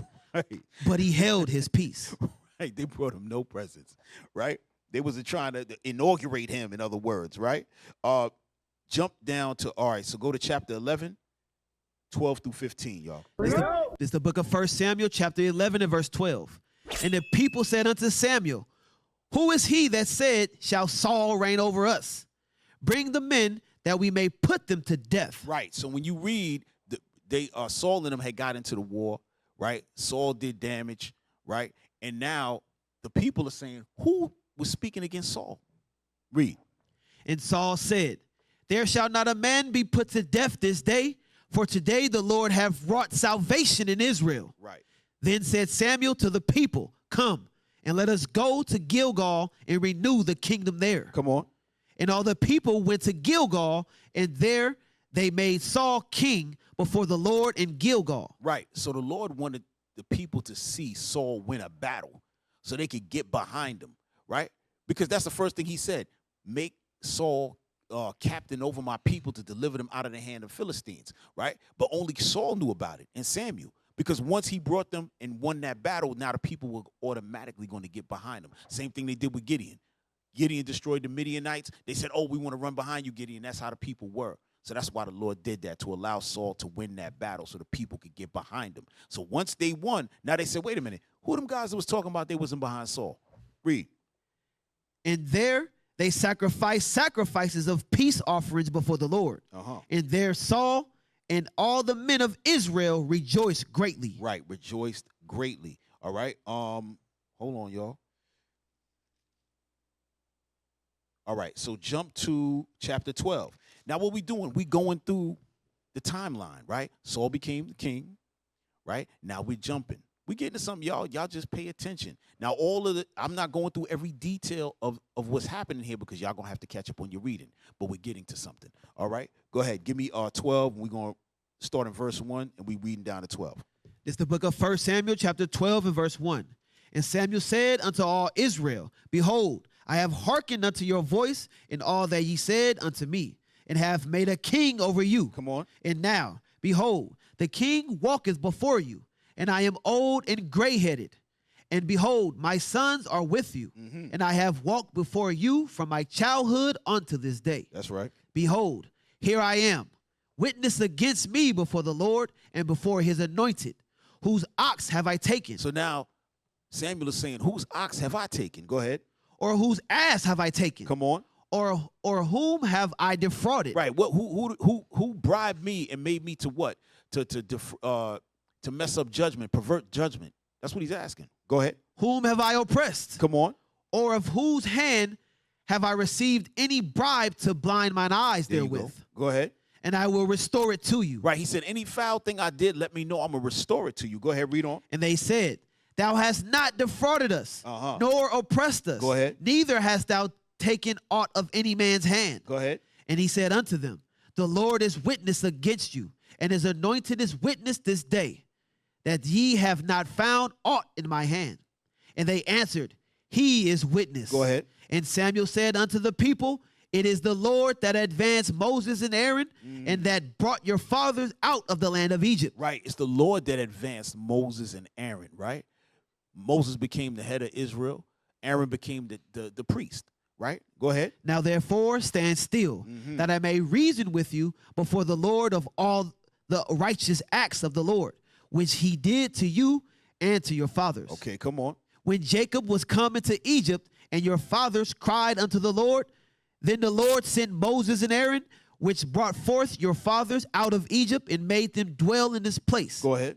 And when they forgat the Lord their God, he sold them into the hand of Sisera, captain of the hosts of Hazor, and into the hand of the Philistines, and into the hand of the king of Moab, and they fought against them. Right. And he said, when y'all broke the commandments and went against the Lord, he sold you into slavery. Right? That's the history of our people. Every time we go against the Lord, we go into slavery. Right? And Jeremiah says, is Israel a homeborn slave? Go ahead. And they cried unto the Lord and said, We have sinned because we have forsaken the Lord, and have served Balaam and and we have served Balaam and Ashtaroth. But now deliver us out of the hand of our enemies, and we will serve thee. Go ahead. And the Lord sent Jerubbaal and Badon and Japheth and Jephthah and Samuel. Jephthah and Samuel, and delivered you out of the hand of your enemies on every side, and ye dwelt safe. Right. So he went into the history that we talked about in the book of Judges. Right. When Gideon went through there and saved them out of the hand of the Midianites. Right. And then he even referenced himself. Read.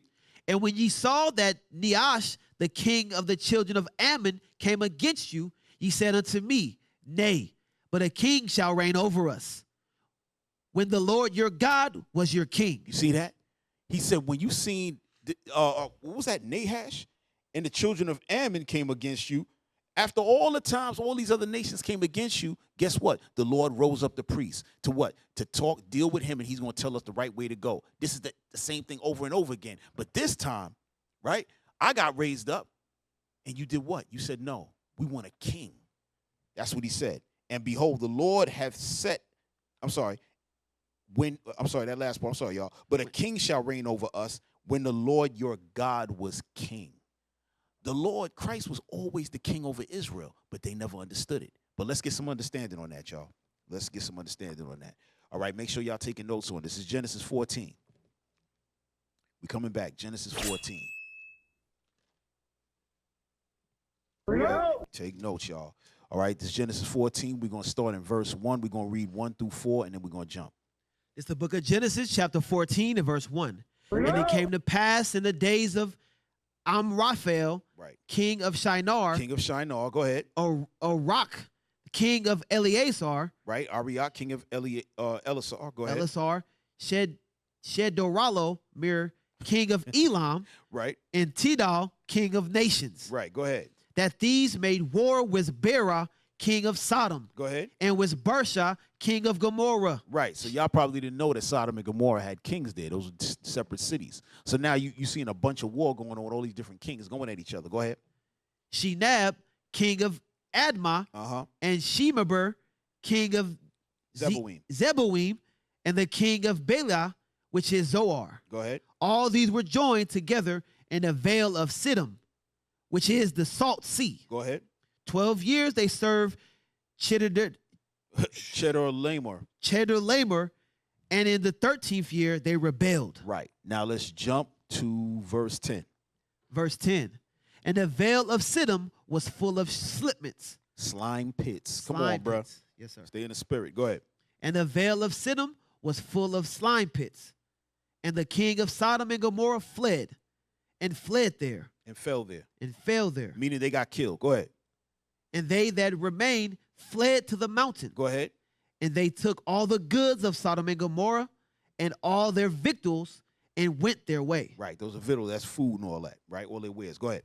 And they took Lot, Abram's brother's son, Right. They took Lot, Abram's brother's son, his nephew. Go ahead. who dwelt in Sodom, and his goods, and departed. Go ahead. And there came one that had escaped and told. And there came one that had escaped. Stop. So now Lot, right? Lot was kidnapped. That's really what they're saying. They took Lot. They took all his stuff. One person escaped, and now they went to go talk to Abram about it. Read.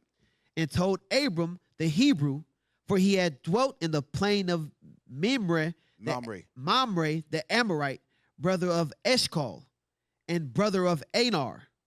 And these were confederate with Abram. Go ahead. And when Abram heard that his brother was taken captive, he armed his trained servants, born in his own house, 318, and pursued them unto Dan. Right. So Abram had his own crew. He had his own soldiers that he trained personally. So they went after what? Lot, to go get him because he was kidnapped. Go ahead. And he divided himself against them, he and his servants by night, and smote them, and pursued them unto Hobah, which is on the left hand of Damascus. Come on. And he brought back all the goods, and also brought again his brother Lot, and his goods, and the women also, and the people.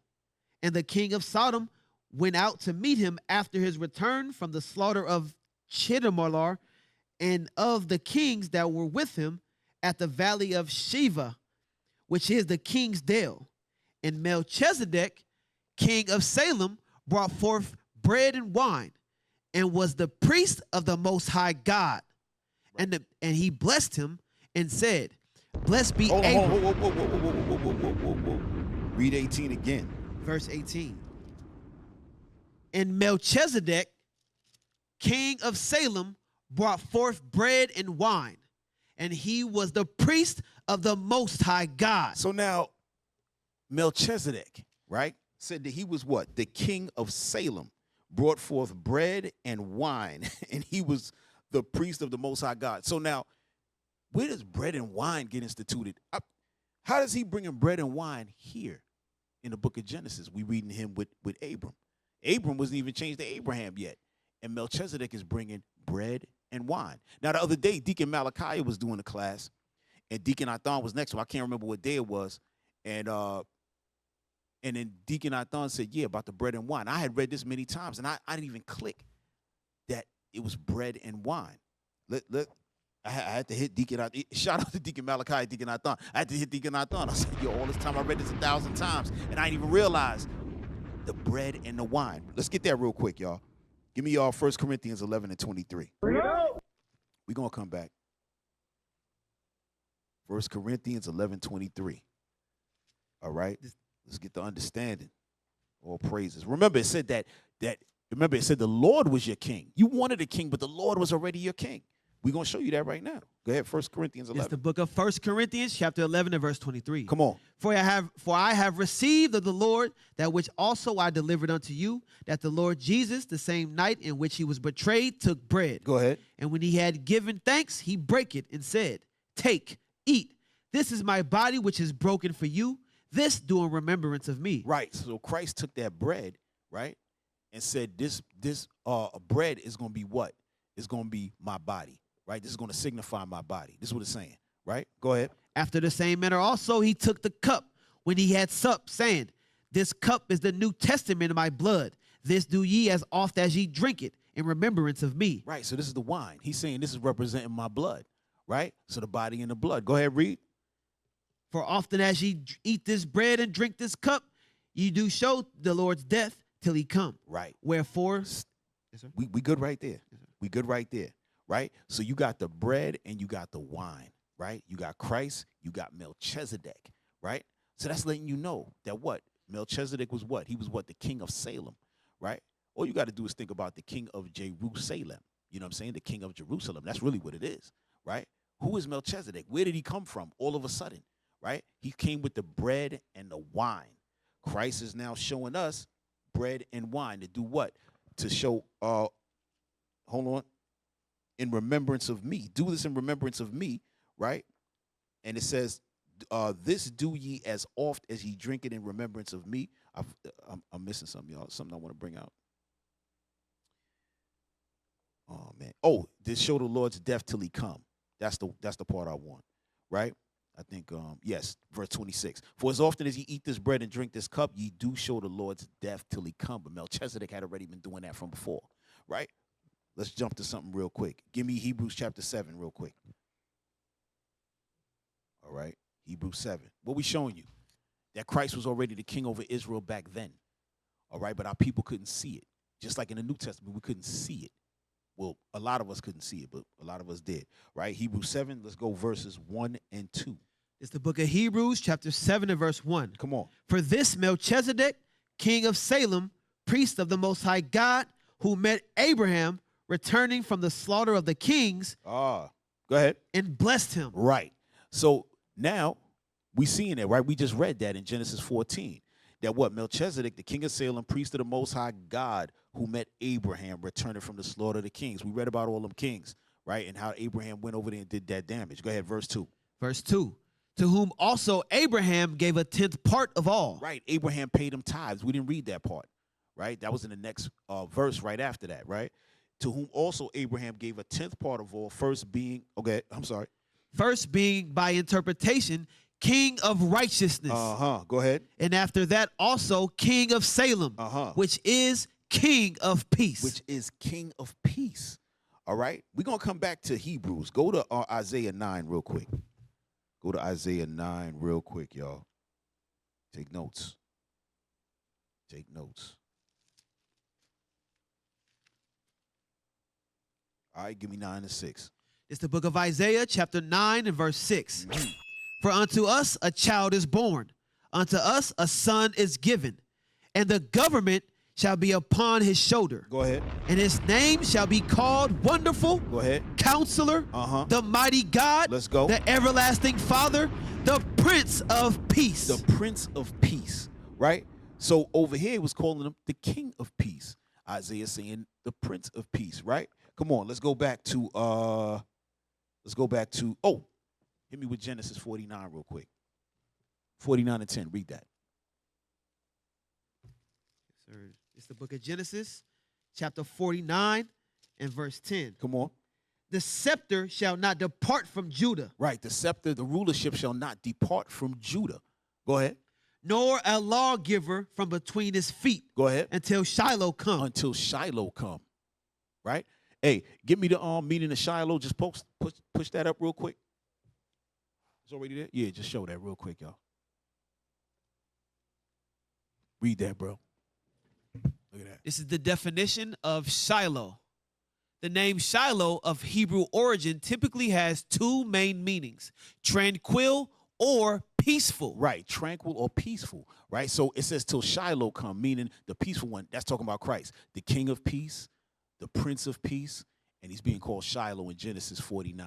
All right, that's all I want there. All right, that's all I want. That's all I want there. Oh, matter of fact, keep it up.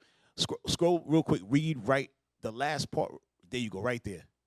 Biblical significance. Shiloh, a city. No, I want prophetic figure. Shiloh, prophetic figure. Go ahead. In Genesis 49 and 10, Shiloh is used as a name for a future ruler or messianic figure. Messianic Figure. Go ahead. Suggesting a leader who will bring peace and unity. Right. That king of peace, that prince of peace, the peaceable one, unifying what? What unity is talking about? Unifying the 12 tribes. That's really what it's talking about. Go back to Hebrews 7 real quick. Go back to Hebrews 7. And we about to run through Hebrews real quick, y'all. Yeah. It's a little bit of a long class. That's what it's going to be, y'all, because we going through the history. This is what's necessary. We got to go through the history. And within going through the history, we're going to have little precepts and stuff to give understanding on what we're reading. Yeah. Let's go. It's the book of Hebrews, chapter 7 and verse 3. Come on. Without father, without mother, without descent, Go ahead. having neither beginning of days nor end of life, but made like unto the Son of God, abideth the priest continually. Right. Abided a priest continually, made like the Son of God, right? Because it tell you that Melchizedek was the priest of the Most High God, right? Just like Christ was God in the Old Testament, but we know that the Most High power is God, right? We understand that. Go ahead, read. Now consider how great this man was, unto whom even the patriarch Abraham gave the 10th of the spoils. Right. So Abraham gave a 10th of the spoils, or a tithe to Melchizedek. Now, what y'all must understand, that there was no tithing instituted at that time. Just like there was no bread and wine instituted yet, Melchizedek brought it, and Abraham gave a tithe to who? Melchizedek. But there was no Levitical priesthood yet at this time. Go ahead. Verse 5. And verily, they that are the sons of Levi, who receive the office of the priesthood, have a commandment to take tithes of the people according to the law. Right. That is, of their brethren, though they come out of the loins of Abraham. Right. And this straightens it out more. The 12 tribes wasn't even existing at this time. So what was they paying tithes with? There was no, why was he paying them tithes? That's the point. Read. But he whose descent is not counted from them. He whose descent is not counted from them, meaning Melchizedek is not a Levite. He's not a priest, but he got a tithe. That's what it's saying. Read. Received tithes of Abraham and blessed him that had the promises. And blessed him that had the promises, meaning Melchizedek blessed Abraham because what? To have the promises of what? To give birth to Israel. Read. And without all contradiction, the less is blessed of the better. Right. Abraham is blessed of what? Of Melchizedek. Right? Go ahead. And here, men that die receive tithes. Right. Hold on. And the Levites are what? Blessed because of Melchizedek. And wait, read that part again. I'm sorry. And here, men that die receive tithes. Right. Here, men that die receive tithes. Talking about the Levites. Go ahead. But there he receiveth them. But then what? Melchizedek received them. Go ahead. Of whom it is witnessed that he liveth. Go ahead.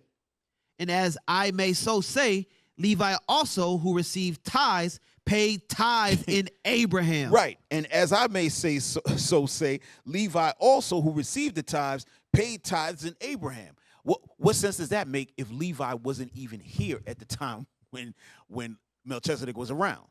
But watch this. Go ahead.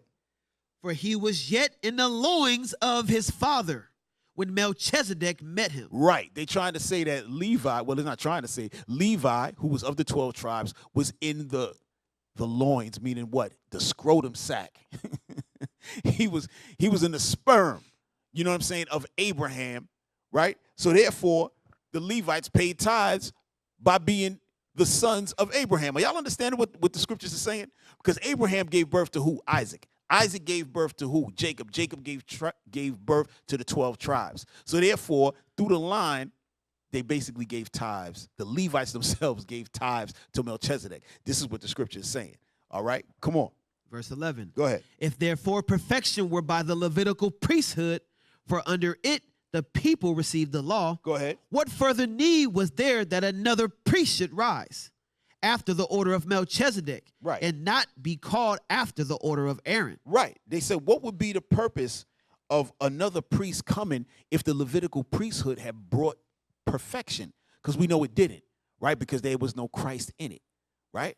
It was the Old Testament sacrificial law. They're saying what would the purpose of Melchizedek, the priest coming after the order of Melchizedek, right? Because we're going to read on. Let me give it to you. Go ahead. Verse 12.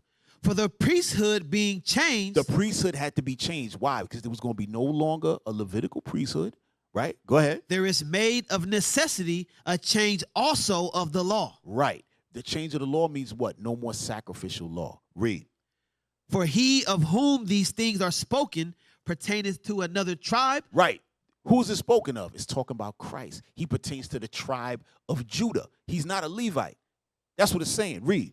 of which no man gave attendance at the altar. Right. No Judite was at the altar. It was all Levi. Read. For it is evident that our Lord sprang out of Judah, Right. of which tribe Moses spake nothing concerning priesthood. That's right. Read on. And it is yet far more evident, for that after the similitude of Melchizedek there arise another priest, Go ahead. who is made not after the law of a carnal commandment, but after the power of an endless life. Right. Meaning that he's not a Levite priest that's going to die. He's going to live forever. That's what it's saying. Go ahead. For he testifieth, thou art a priest forever after the order of Melchizedek. Right. Thou art a priest forever after the order of Melchizedek. Right. So it's letting you know that what? That time when we were seeing Melchizedek, that was Christ. Okay. Bringing that bread and that wine. The same way that Christ said, hey, take this bread. This is my body. Take the blood. Drink the wine. This is my blood. This is broken in remembrance of me. Yeah, I'm chopping it up. Y'all know what the hell I'm talking about. Y'all know what I'm talking about. All right. This is beautiful stuff, family. This is beautiful stuff. All right. All praise. Even if y'all don't get it right now, make sure y'all just take notes. All right. Let's go back. That's right. Let's go to Psalms 110 real quick. Is this where they pull that from? All right. Remember, y'all, there was no New Testament back in the days. All right. When Christ walked the earth, there was no New Testament. All right. We're gonna go to 110. Start at verse 1. You said verse 3? Verse 1. This the book of Psalms, chapter Going to 4. This the book of Psalms, chapter 110 and verse 4. No. I want verse. I'm sorry. Psalms 110. Start at verse 1. We're reading down to verse 4. It's the book of Psalms, chapter 110 and verse 1. The Lord said unto my Lord, sit thou at my right hand until I make thine enemies thy footstool. Come on. The Lord shall send the rod of thy strength out of Zion. Rule thou in the midst of thine enemies. Thy people shall be willing in the day of thy power, and the beauties of holiness. From the womb of the morning thou hast the dew of thy youth. Come on. The Lord has sworn. The Lord has sworn. The Lord has sworn. Go ahead. And will not repent. Yeah. Thou art a priest forever after the order of Melchizedek. You see that?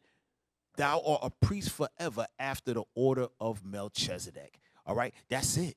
This is it. The Lord had to put that there, what? Put Melchizedek there so we can see. The Most High put the Melchizedek there to show us of what's to come with Christ, right? Because Christ was always the king. Same thing in Exodus when the Egyptians were fighting Israel, and they looked up in the cloud. They looked up in the chariot and said, their Lord fights for them.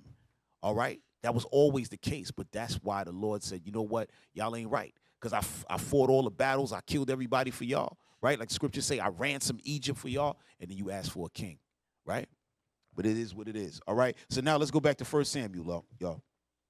Chapter 12. 1 Samuel chapter 12. Let's start in verse 13. Watch this. It's the book of 1 Samuel, chapter 12 and verse 13. Come on. Now therefore, behold the king whom ye have chosen. Right. And whom ye have desired. Go ahead. And behold, the Lord has set a king over you. Right. Because he said you didn't want here goes the king that's going to reign over you when the Lord was your king. But here is now King Saul. This is who y'all wanted. Go ahead. If ye will fear the Lord and serve him and obey his voice and not rebel against the commandment of the Lord, then shall both ye and also the king that reigneth over you continue following the Lord your God. You see that? The Lord still had some grace, though. It was mercy. Because he didn't like the fact that they wanted a king, but he gave the king. But he also said, listen, if y'all keep the commandments, all right, I'm with you. Go ahead. But if ye will not obey the voice of the Lord, but rebel against the commandment of the Lord, then shall the hand of the Lord be against you, as it was against your fathers. Go ahead. Now therefore, stand and see this great thing, which the Lord will do before your eyes. Come on. Is it not wheat harvest today? I will call unto the Lord, and he shall send thunder and rain. Go ahead. That ye may perceive and see that your wickedness is great. Damn. which ye have done in the sight of the Lord in asking you a king. Woo. Go ahead. So Samuel called unto the Lord, and the Lord sent thunder and rain that day. And all the people greatly feared the Lord and Samuel. And all the people said unto Samuel, pray for thy servants unto the Lord God, that we die not. For we have added unto all our sins this evil to ask us a king. Right, this evil to ask us a king. So imagine you, King Saul, coming into this situation, and you knowing that them asking is evil, but the Lord put you there to do what? To satisfy their foolishness. And then he tells them, listen, keep the commandments and you're going to be all right. But if you go against it, you got a problem. And now you're in that position, right? And it said this evil asking for a king. Give me Hosea chapter 13 real quick. We coming back, y'all. Hosea 13. Let me get there. This is crazy. Hosea chapter 13, and let's read verses 9 through 11. This is the book of Hosea, chapter 13, and verse 9. O Israel, thou hast destroyed thyself, but in me is thine help. See, in Israel, y'all have destroyed yourself, but in me, the Lord, is your help. Go ahead. I will be thy king. See that? I will be your king. This is said throughout the scriptures. I will be your king. Go ahead. Where is any other that may save thee in all thy cities? And thy judges of whom thou saidest, give me a king and princes. Go ahead. I gave thee a king in mine anger and took him away in my wrath. You see that? The Lord said, I gave you a king in my anger. When he gave you King Saul, it was in anger. It wasn't, oh, you know what? This is the best thing that could possibly happen to my people. No. It said, read that again, man. That thing crazy, bro. I gave thee a king in mine anger. Go ahead. And took him away in my wrath. And then I took him away in my wrath. Hey, this is what it is, y'all. When the king started, the Lord gave the kings in anger. All of these kings that we wound up having, the Lord never wanted that to be the situation, but he had to let it happen. Because how else was we going to learn? We had to learn the hard way. We had to learn by trauma and fist and spankings. You know what I'm saying? Give me 1 Samuel chapter 12. Let's go back. It's the book of 1 Samuel chapter 12 and verse 20. And Samuel said unto the people, fear not, ye have done all this wickedness. See, he said, you have done all this wickedness. Go ahead. Yet turn not aside from following the Lord. See that? He said, don't turn aside from following the Lord, though. But serve the Lord with all your heart. Go ahead. And turn ye not aside. Right. For then should ye go after vain things which cannot profit nor deliver. For they are vain. Go ahead. For the Lord will not forsake his people for his great name's sake, because it has pleased the Lord to make you his people. Go ahead. Moreover, as for me, God forbid that I should sin against the Lord in ceasing to pray for you. But I will teach you the good and the right way. Come on. Only fear the Lord and serve him in truth with all your heart. For consider how great things he hath done for you. Go ahead. But if ye shall still do wickedly, ye shall be consumed, both ye and your king. He said, you gonna be consumed, you and your king. You see that? That's what we read in Hosea 13. Remember that? He said, I gave him to you in anger, and I took him away in my wrath. All right? Come on. Give me, let's go to chapter 13. We're gonna start in verse 1. We're gonna read down to 8. It's the book of 1 Samuel, chapter 13, and verse 1. Come on. Saul reigned 1 year. When he had reigned 2 years over Israel, Saul chose him 3,000 men of Israel, whereof 2,000 were with Saul in Mishmash. In Michmash. Michmash. And in Mount Bethiel, and 1,000 were with Jonathan in Gibeah of Benjamin. And the rest of the people he sent every man to his tent. Right, so Saul kept 2,000 men and he sent 1,000. That's his son, Jonathan. Go ahead, read on. And Jonathan smote the garrison of the Philistines that was in Gibeah. And the Philistines heard of it. And Saul blew the trumpet throughout all the land, saying, let the Hebrews hear. And all Israel heard say that Saul had smitten a garrison of the Philistines, and that Israel also had an abomination with the Philistines. Go ahead. And the people were called together after Saul to Gilgal. And the Philistines gathered themselves together to fight with Israel, 30,000 chariots and 6,000 horsemen, and people as the sand which is on the seashore in multitude.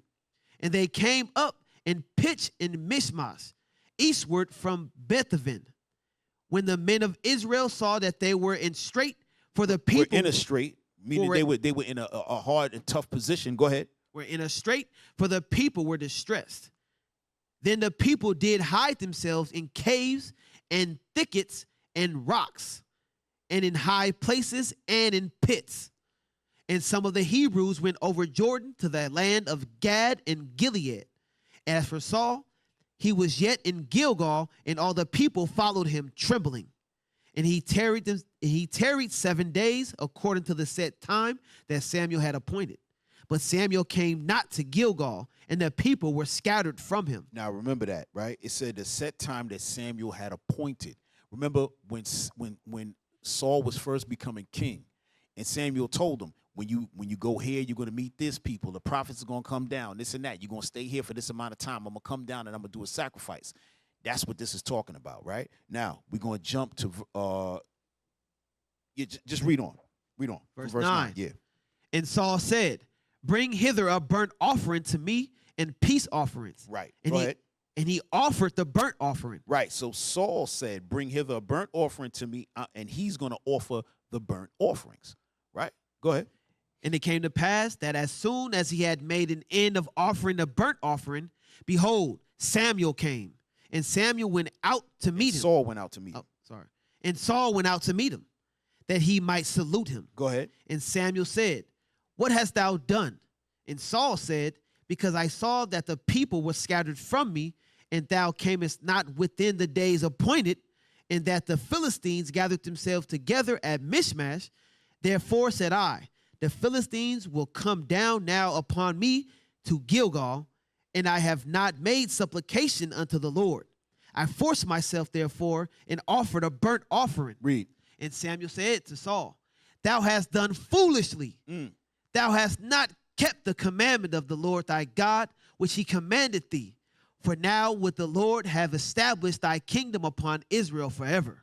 Now, hold on. Now, he said, you broke the commandment. What commandment? Samuel told him, I'm going to come down there and do the sacrifice. But when you read here in verse 9, Saul said, bring me the stuff. I'm going to sacrifice, because he didn't see Samuel.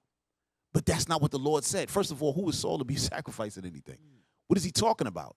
That's not what was told to him. Everything else that happened just as Samuel said. Samuel told him, I'm going to come down there when you stay those appointed days, right? Hey, hold on. Maybe we should just get that real quick. Where was that? So y'all see. Go to real quick, y'all. We coming right back. I just want y'all to see it. Go to chapter 10 and verse 8, just so y'all can see it. This is the book of 1 Samuel, chapter 10 and verse 8.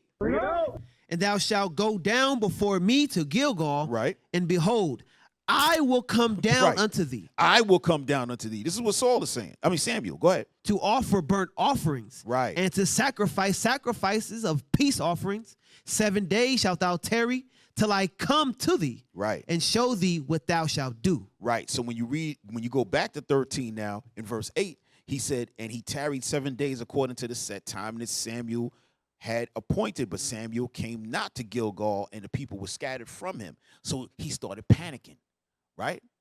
And that's why he went and did the sacrifice, but he was never supposed to do that. Go ahead, pick up in 14. So now in 13, right, it says that what? Had you just listened, the Lord would establish you as the king forever. But he didn't. Read 14. Verse 14. But now thy kingdom shall not continue. Damn. The Lord has sought him a man after his own heart. So that one thing that he broke, the Lord said, this guy's not my king. I got to go get another one. Go ahead. And the Lord hath commanded him to be captain over his people, because thou hast not kept that which the Lord commanded thee. Right. Okay. Go to Psalms 19:13. Real quick. We're coming right back, y'all. Psalms 19:13. We don't got that much to go. It's the book of Psalms, chapter 19 and verse 13. Keep back thy servant also from presumptuous sins. Right. It says, keep back thy servant also from presumptuous sins. When we read that before, right? Because that's what Saul did. He went about just doing something. He knew he wasn't supposed to do that, but he did it anyway, right? Lack of patience. That's why the scriptures talk about, in your patience possess ye your soul, right? Go ahead. let them not have dominion over me. Then shall I be upright, and I shall be innocent from the transgression. From the great transgression. Right.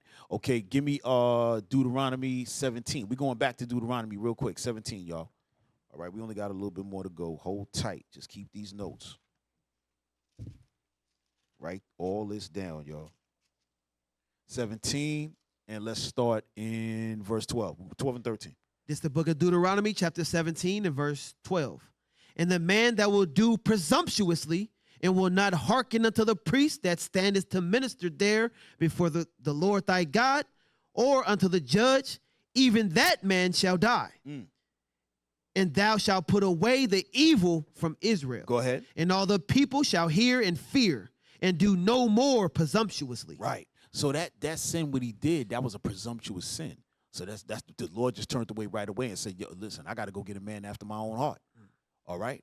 That's how he was dealing with Saul. Now, let's go back. 1 Samuel, we're going to go to 15. We're jumping now, y'all. Okay? We're going to jump.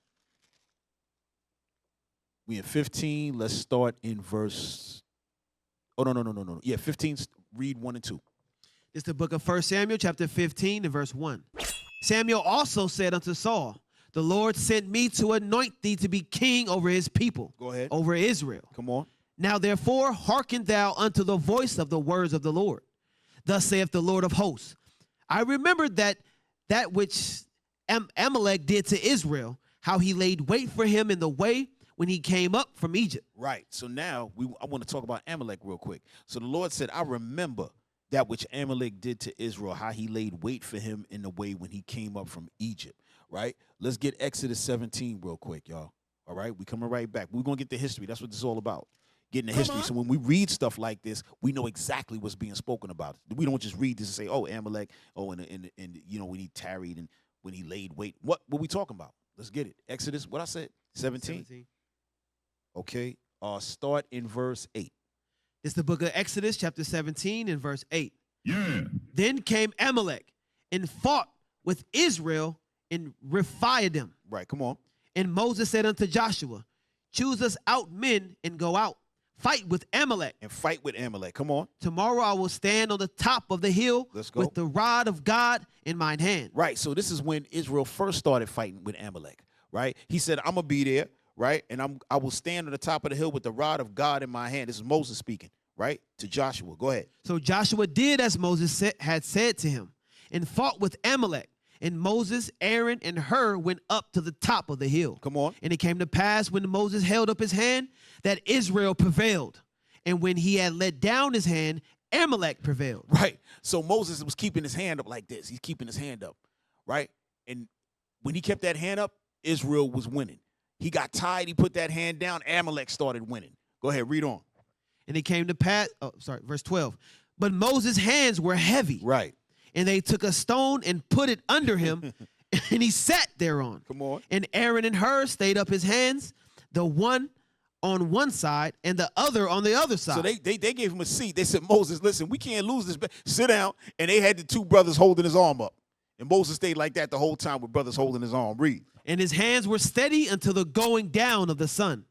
And Joshua discomfited Amalek and his people with the edge of the sword. Come on. And the Lord said unto Moses, write this for a memorial in a book, and rehearse it in the ears of Joshua. For I will utterly put out the remembrance of Amalek from under heaven. Y'all heard that? I will utterly put out the remembrance of Amalek from under heaven. It hasn't happened yet, but it's going to happen. Go ahead. And Moses built an altar and called the name of it Jehovah Nissi. Jehovah Nissi. Jehovah Nissi. Go ahead. For he said, because the Lord has sworn that the Lord will have war with Amalek from generation to generation. Right.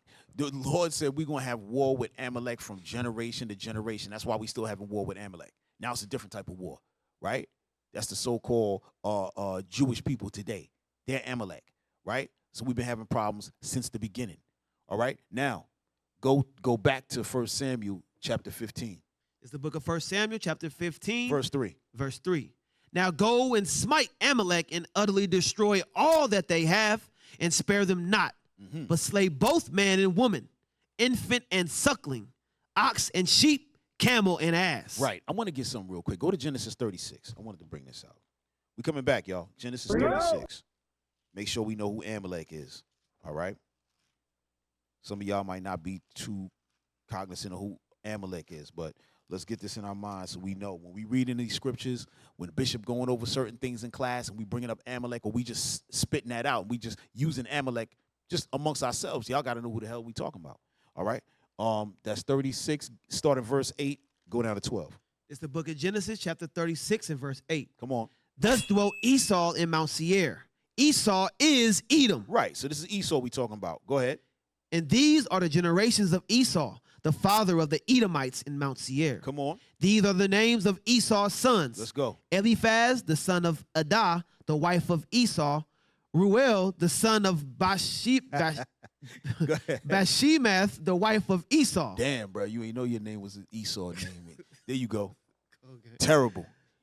He said the name and just broke up. I had to help him right there. You're going to be all right, bro. And the sons Just of repent. Eliphaz were Taman, Omar, Zepho, yeah. and Gotham, and Kenaz.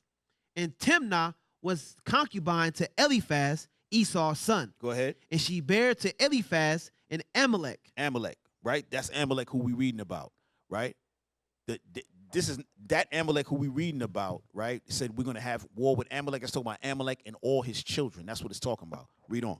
These were the sons of Adah, Esau's wife. Right.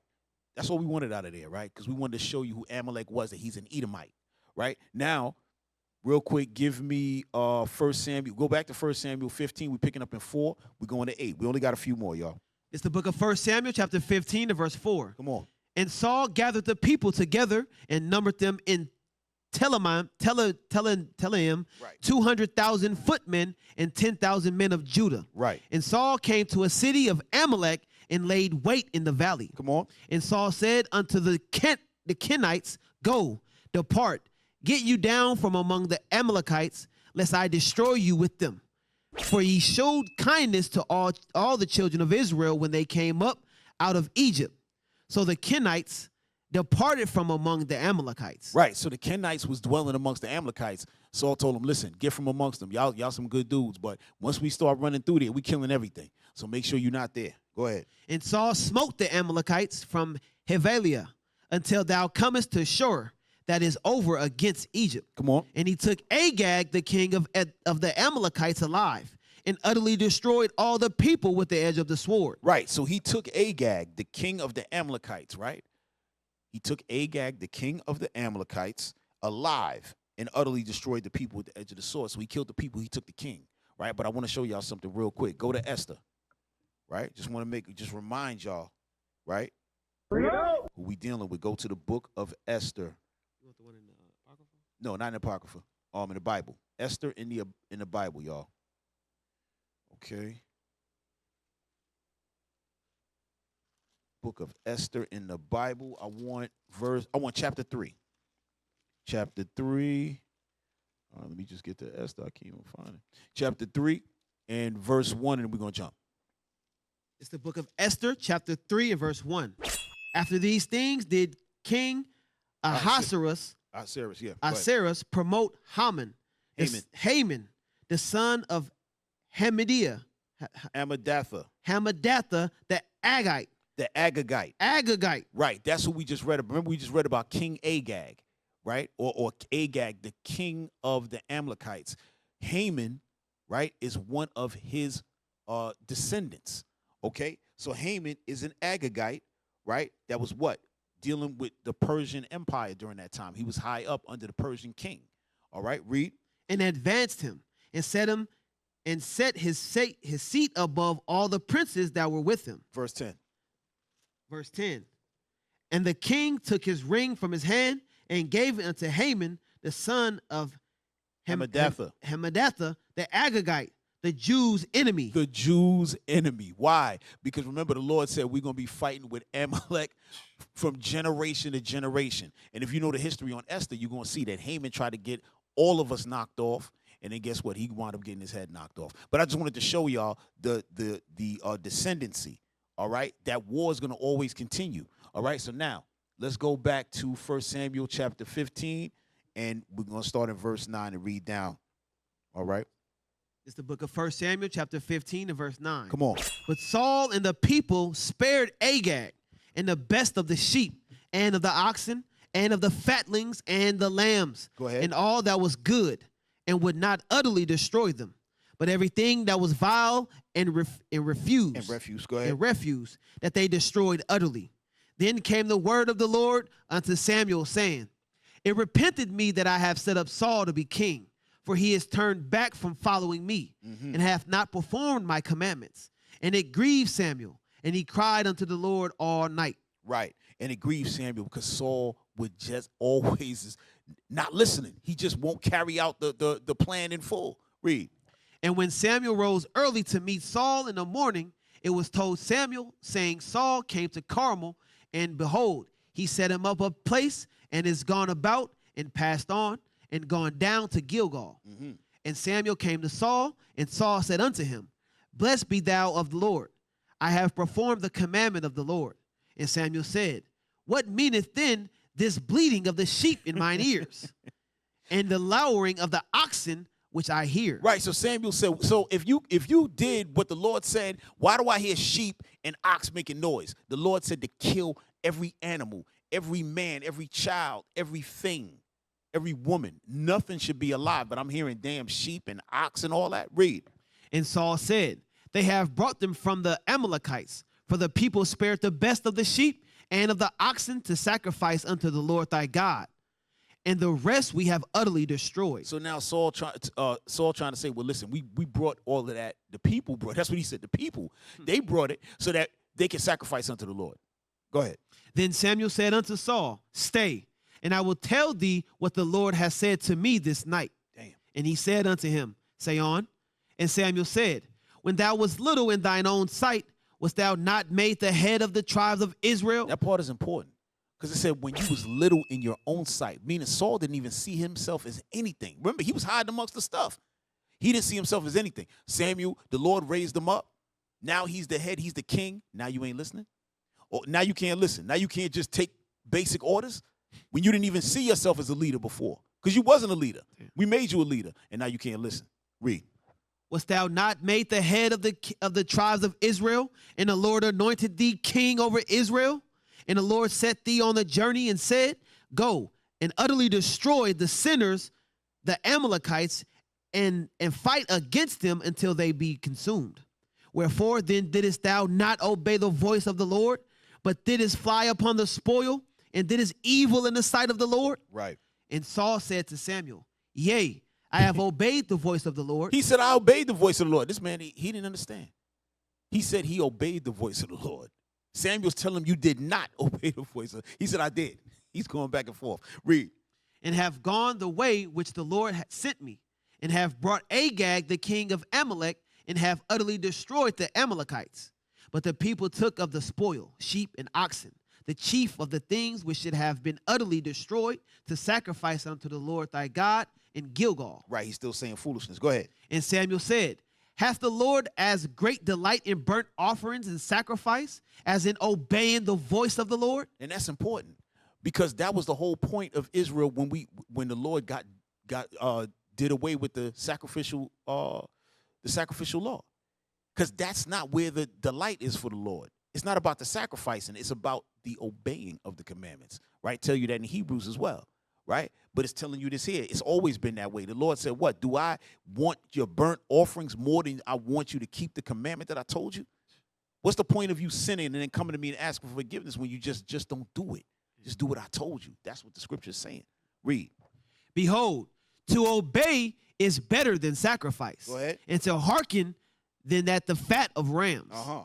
For rebellion is as the sin of witchcraft. You see that? For rebellion is as the sin of witchcraft. So he's saying you rebelling against the word. It's like you doing idol worship because you ain't listening. Read. And stubbornness as it is iniquity and idolatry. Damn. Because thou hast rejected the word of the Lord, he hath also rejected thee from being king. Right. He has also rejected thee from being king. Go ahead. And Saul said unto Samuel, I have sinned, for I have transgressed the commandment of the Lord and thy words, because I feared the people and obeyed their voice. Right. He said, I feared the people and obeyed their voice. Let's jump, just for time's sake, jump down to verse 30. Verse 30. Then he said, Hold on, read 26 real quick. I'm sorry. Read down to 20, read 25 and 26, then we're going to jump. This is verse 25. Now therefore, I pray thee, pardon my sin, and turn again with me, that I may worship the Lord. And Samuel said unto Saul, I will not return with thee, for thou hast rejected the word of the Lord, and the Lord has rejected thee from being king over Israel. Yeah, this is a hard pill to swallow. This is rough. This is rough. He said, let me just forgive me, and let me turn again. He said, nah, I ain't going nowhere with you, because the Lord rejected you, right? This is hard body. Go to verse 30. Verse 30. Then he said, I have sinned, yet honor me now, I pray thee, before the elders of my people and before Israel, and turn again with me, that I may worship the Lord thy God. So Samuel turned again after Saul, and Saul worshiped the Lord. Right. So Samuel had feelings. He loved Saul. So he did turn with him, and they went to worship the Lord. Go ahead. Then said Samuel, bring ye hither to me Agag, the king of the Amalekites. And Agag came unto him delicately. It said Agag came out delicately, right? It said, yo, listen, bring out, where is Agag? I ain't forget about him. Where's King Agag? Bring him out here right now. And they said Agag came out delicately. He came out soft as hell. Read. And Agag said, surely the bitterness of death is past. Yo, Agag said, you still want to kill? You killed everybody. Surely bitterness has passed. I am your servant now, please. Yo, read that thing is crazy. Yo, read that, man. Got him. Read that again. Verse 33. And Samuel said, as thy sword has made women childless, shalt thou thy mother be childless among women. Right. So Samuel said, man, is your sword has made women childless, so you gonna make your mother gonna be childless. Go ahead. And Samuel hewed Agag in pieces before the Lord in Gilgal. Right. Samuel put him to death, the priest. See, this is important. Hey, you know what? Go to, matter of fact, hold on. I want y'all to see something. It's hilarious. Hey, go to 2 Samuel chapter 15, I think. We're going to come right back. I just want y'all to see something. It's hilarious. Because y'all thinking of Samuel as like some priest and pastor. 16. 2 Samuel 16. Hold on. Is that what I want? Hold on, y'all. Let me take a look. Let me take a look real quick. No. I'm off. I thought it was 1 Samuel's. All right. But there's a script. I'm pretty sure it was like 2 Samuel's 15. Where they were scared as hell when Samuel came through. I don't know if somebody can find that. I think it's hilarious. 16-4? 1 Samuel, right? Oh, I knew it had to be close. 16-4. Read that. Yeah. 1 Samuel 16. It's the book of 1 Samuel, chapter 16, and verse 4. And Samuel did that which the Lord spake, and came to Bethlehem, and the elders of the town trembled at his coming, and said, comest thou peaceably? Right. When Samuel used to come through, they were scared to death. They said, yo, you coming peaceably? Because you never knew. They didn't know if he was coming to judge a matter, put somebody to death. But Samuel was a feared man. He was a loved man, and he was feared at the same time. That's why he said, yo, bring that man out. I'm going to hew him to pieces. He didn't need Saul to do that. He didn't need him the soldiers. He put him to death. Hewed him to pieces, man. Cut him up, chopped him up. Hey, man, you got to love it. Hey, go to verse 34, man. I'm sorry, back to 1 Samuel 15. We about to be done. It's the book of 1 Samuel, chapter 15, and verse 34. Then Samuel went to Ramah, and Saul went up to his house to Gibeah of Saul. And Samuel came no more to see Saul until the day of his death. Right. So although he went back with him then, he didn't go back anymore with Saul. Right? Go ahead. Nevertheless, Samuel mourned for Saul. He said he mourned for Saul. He loved Saul. So when the Lord said that to him, he was sick. And also he had something happened earlier we didn't read.